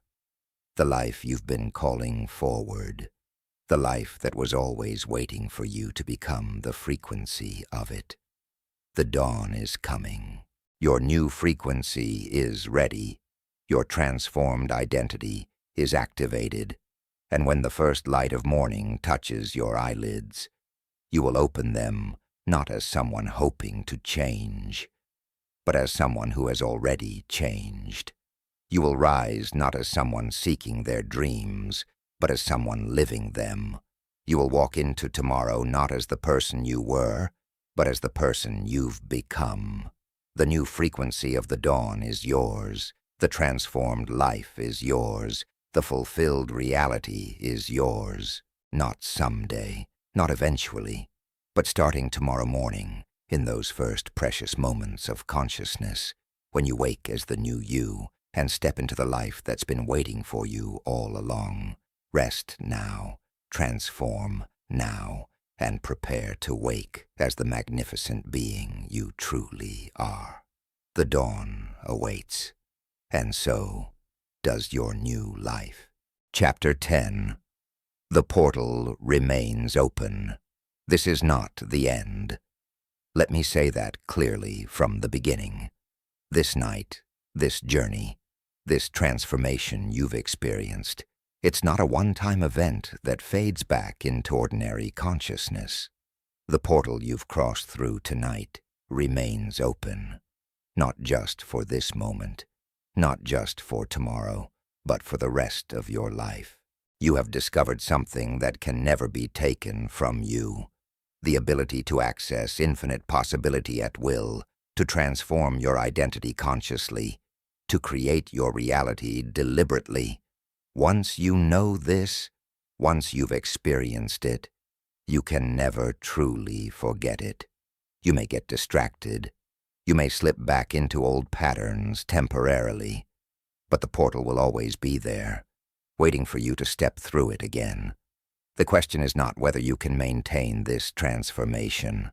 The question is, will you choose to? Because that's what it comes down to. Choice. Moment by moment, day by day, experience by experience, you will be choosing which version of yourself to embody. Will you choose the transformed identity or the familiar one?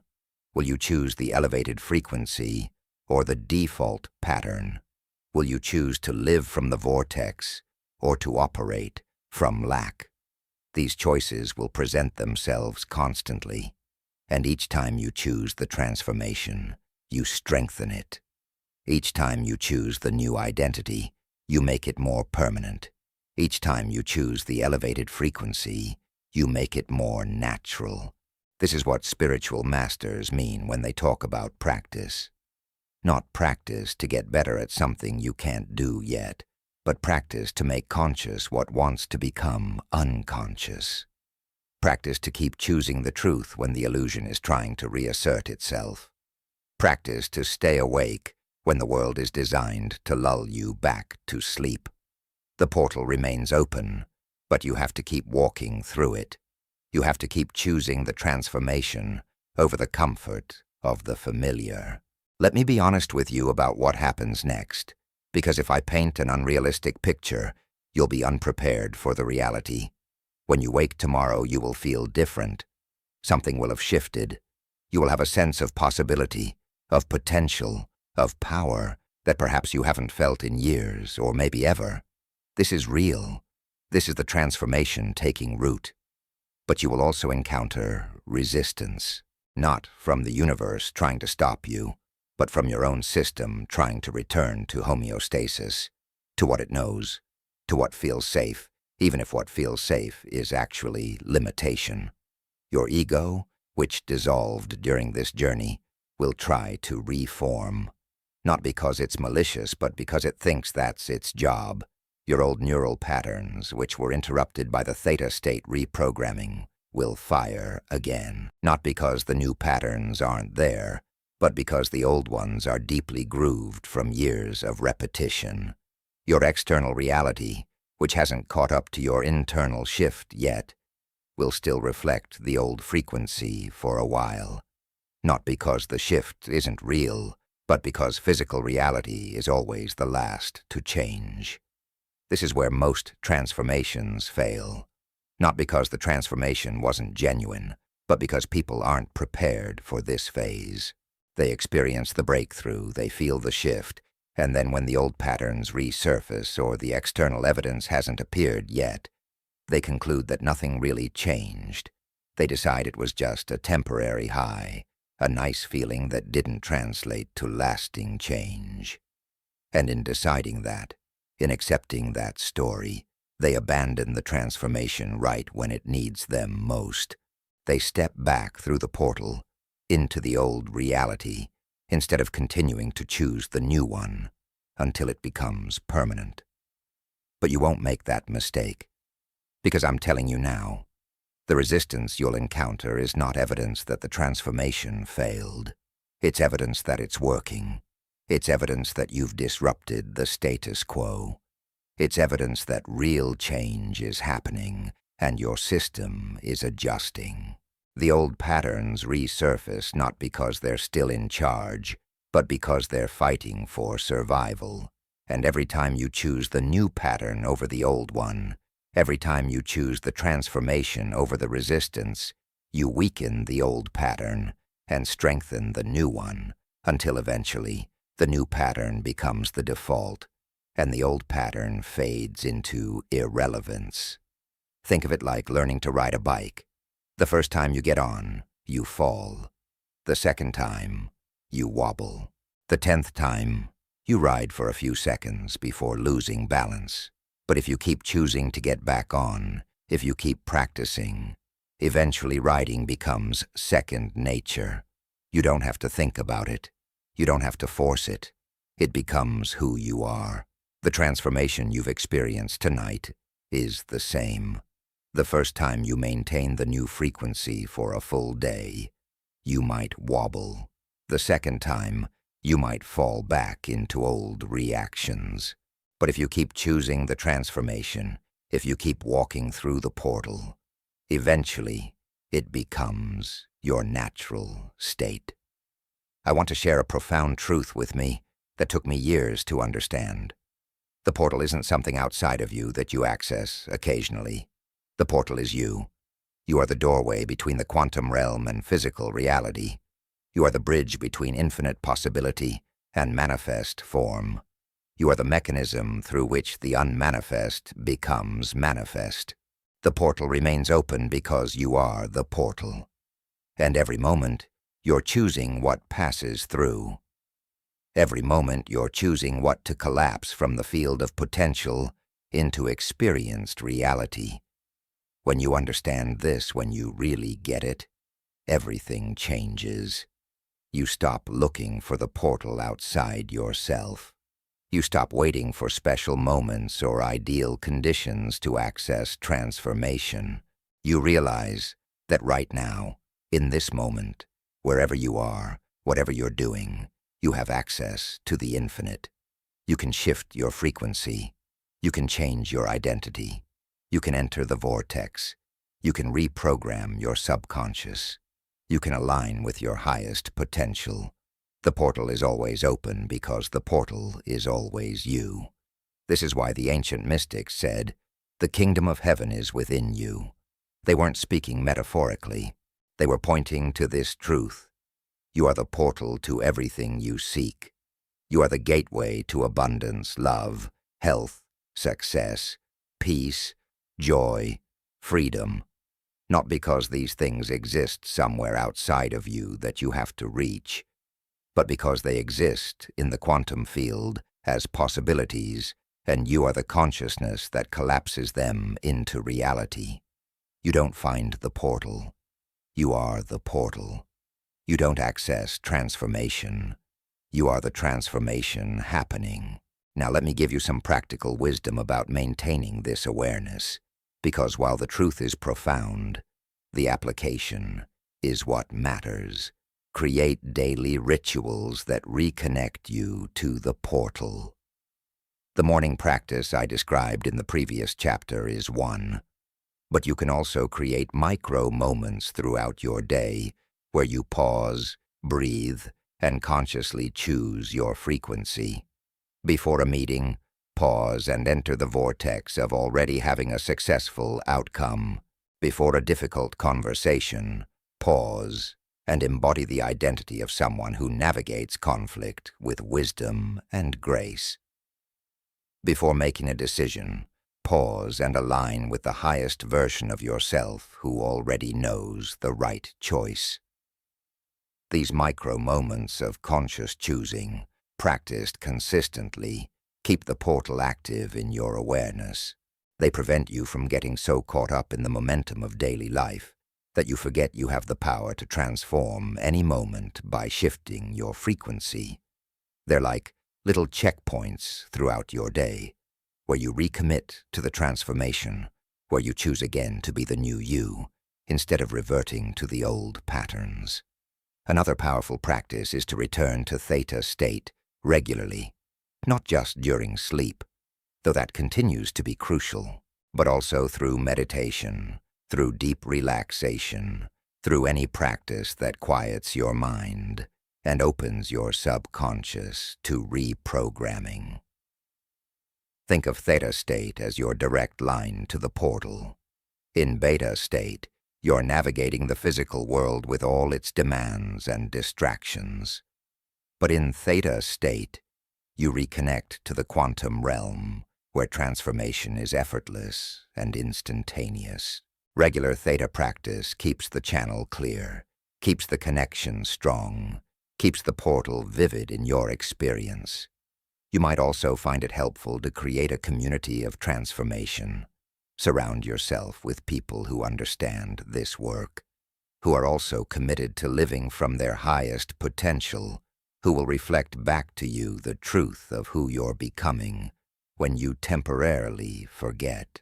The old reality is designed to pull you back into consensus consciousness, into the collective agreement about what's possible and what's not. But when you have allies on the journey, people who see your transformation and support it, you're less likely to abandon it when the old world tries to reclaim you. Read books, listen to teachings, engage with content that reinforces these principles, not because you need to learn more, but because you need to remember what you already know. The world will bombard you with messages of limitation, scarcity, fear, and powerlessness. You need to consciously counter that programming with messages of possibility, abundance, love, and creative power.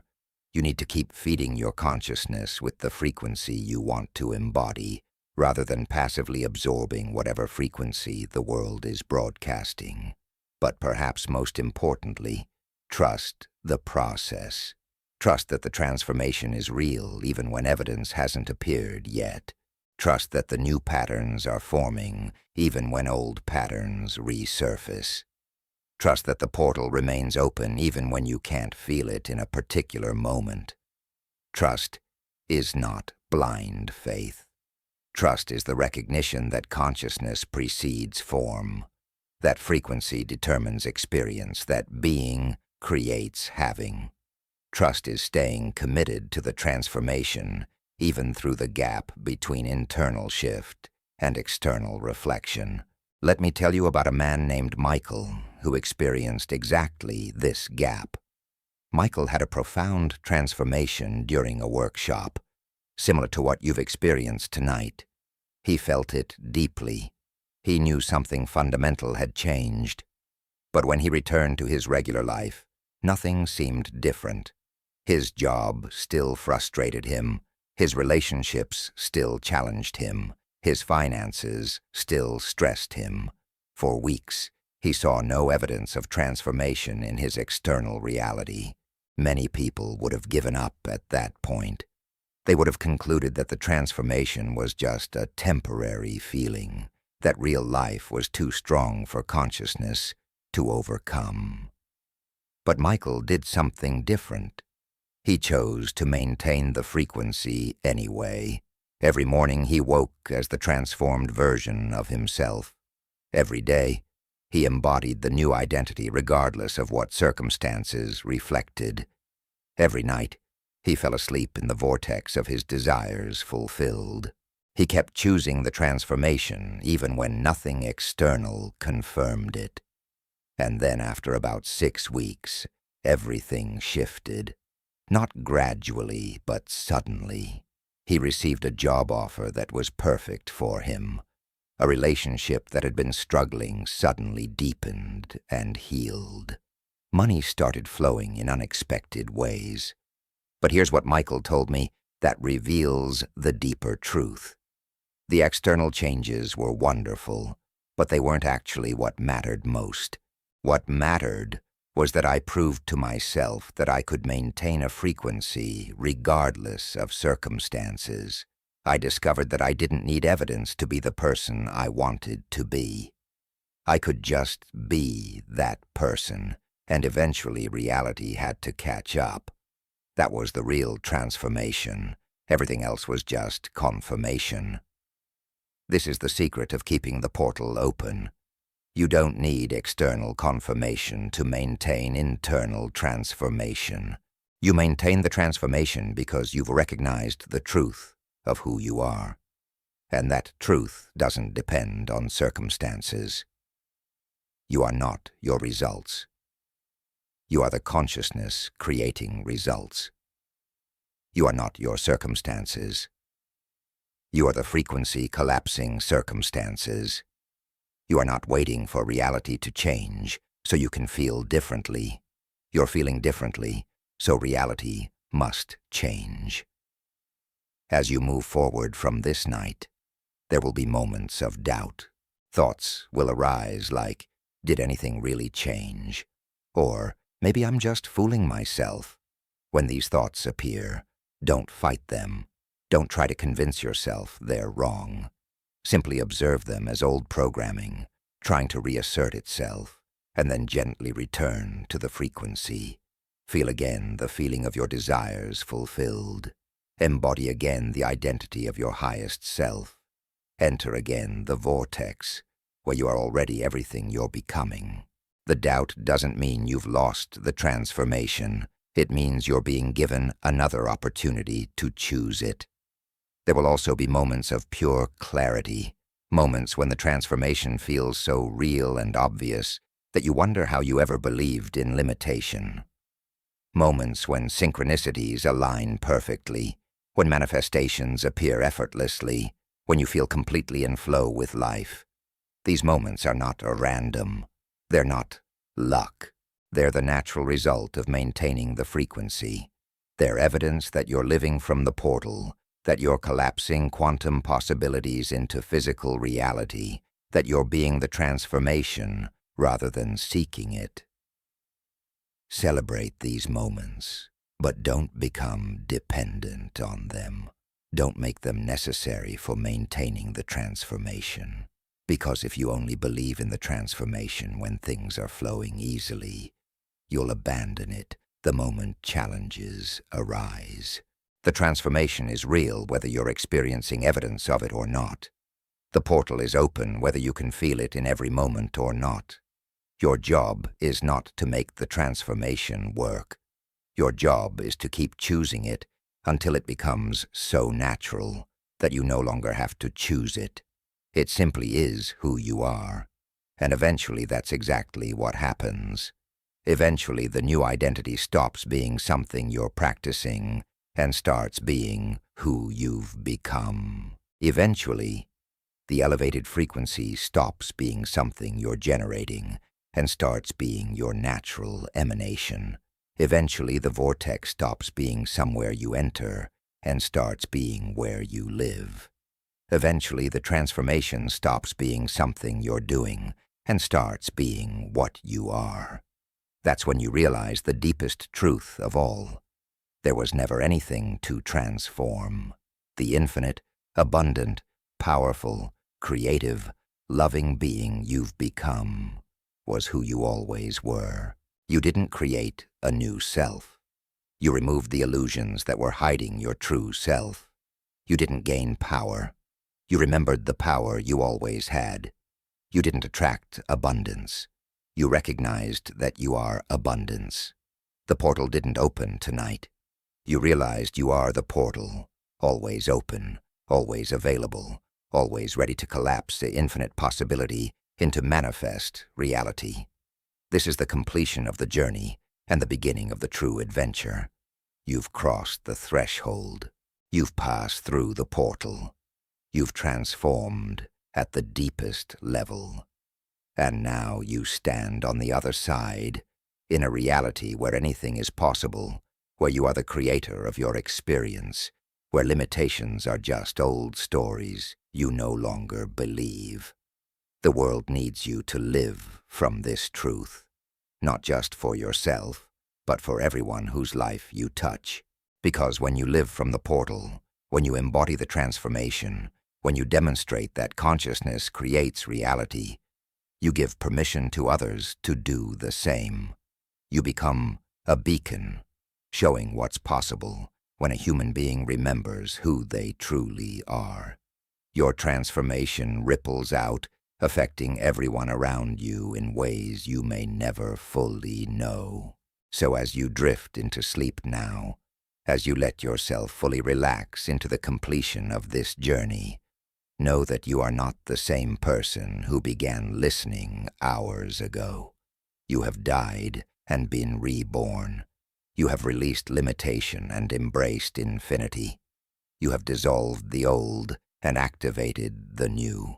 You have crossed through the portal, and the portal remains open, forever available, forever accessible, forever inviting you deeper into the truth of who you are and what you're capable of creating. Sleep now in the knowing that your transformation is complete. Dream now in the frequency of your highest potential. Rest now in the certainty that when you wake, you will wake as the new you, living in a new reality, experiencing a new life. The portal remains open. The vortex is active. The transformation is real, and you are free. Free to create, free to become, free to live as the magnificent, powerful, infinite being you truly are. This is not the end. This is the beginning of a life lived consciously, deliberately, powerfully. the beginning of reality created rather than endured, the beginning of your true existence as a creator rather than a creature. Welcome to your new life. Welcome to your true power. Welcome home to yourself. The portal remains open, and you are the portal, now and forever. Amen.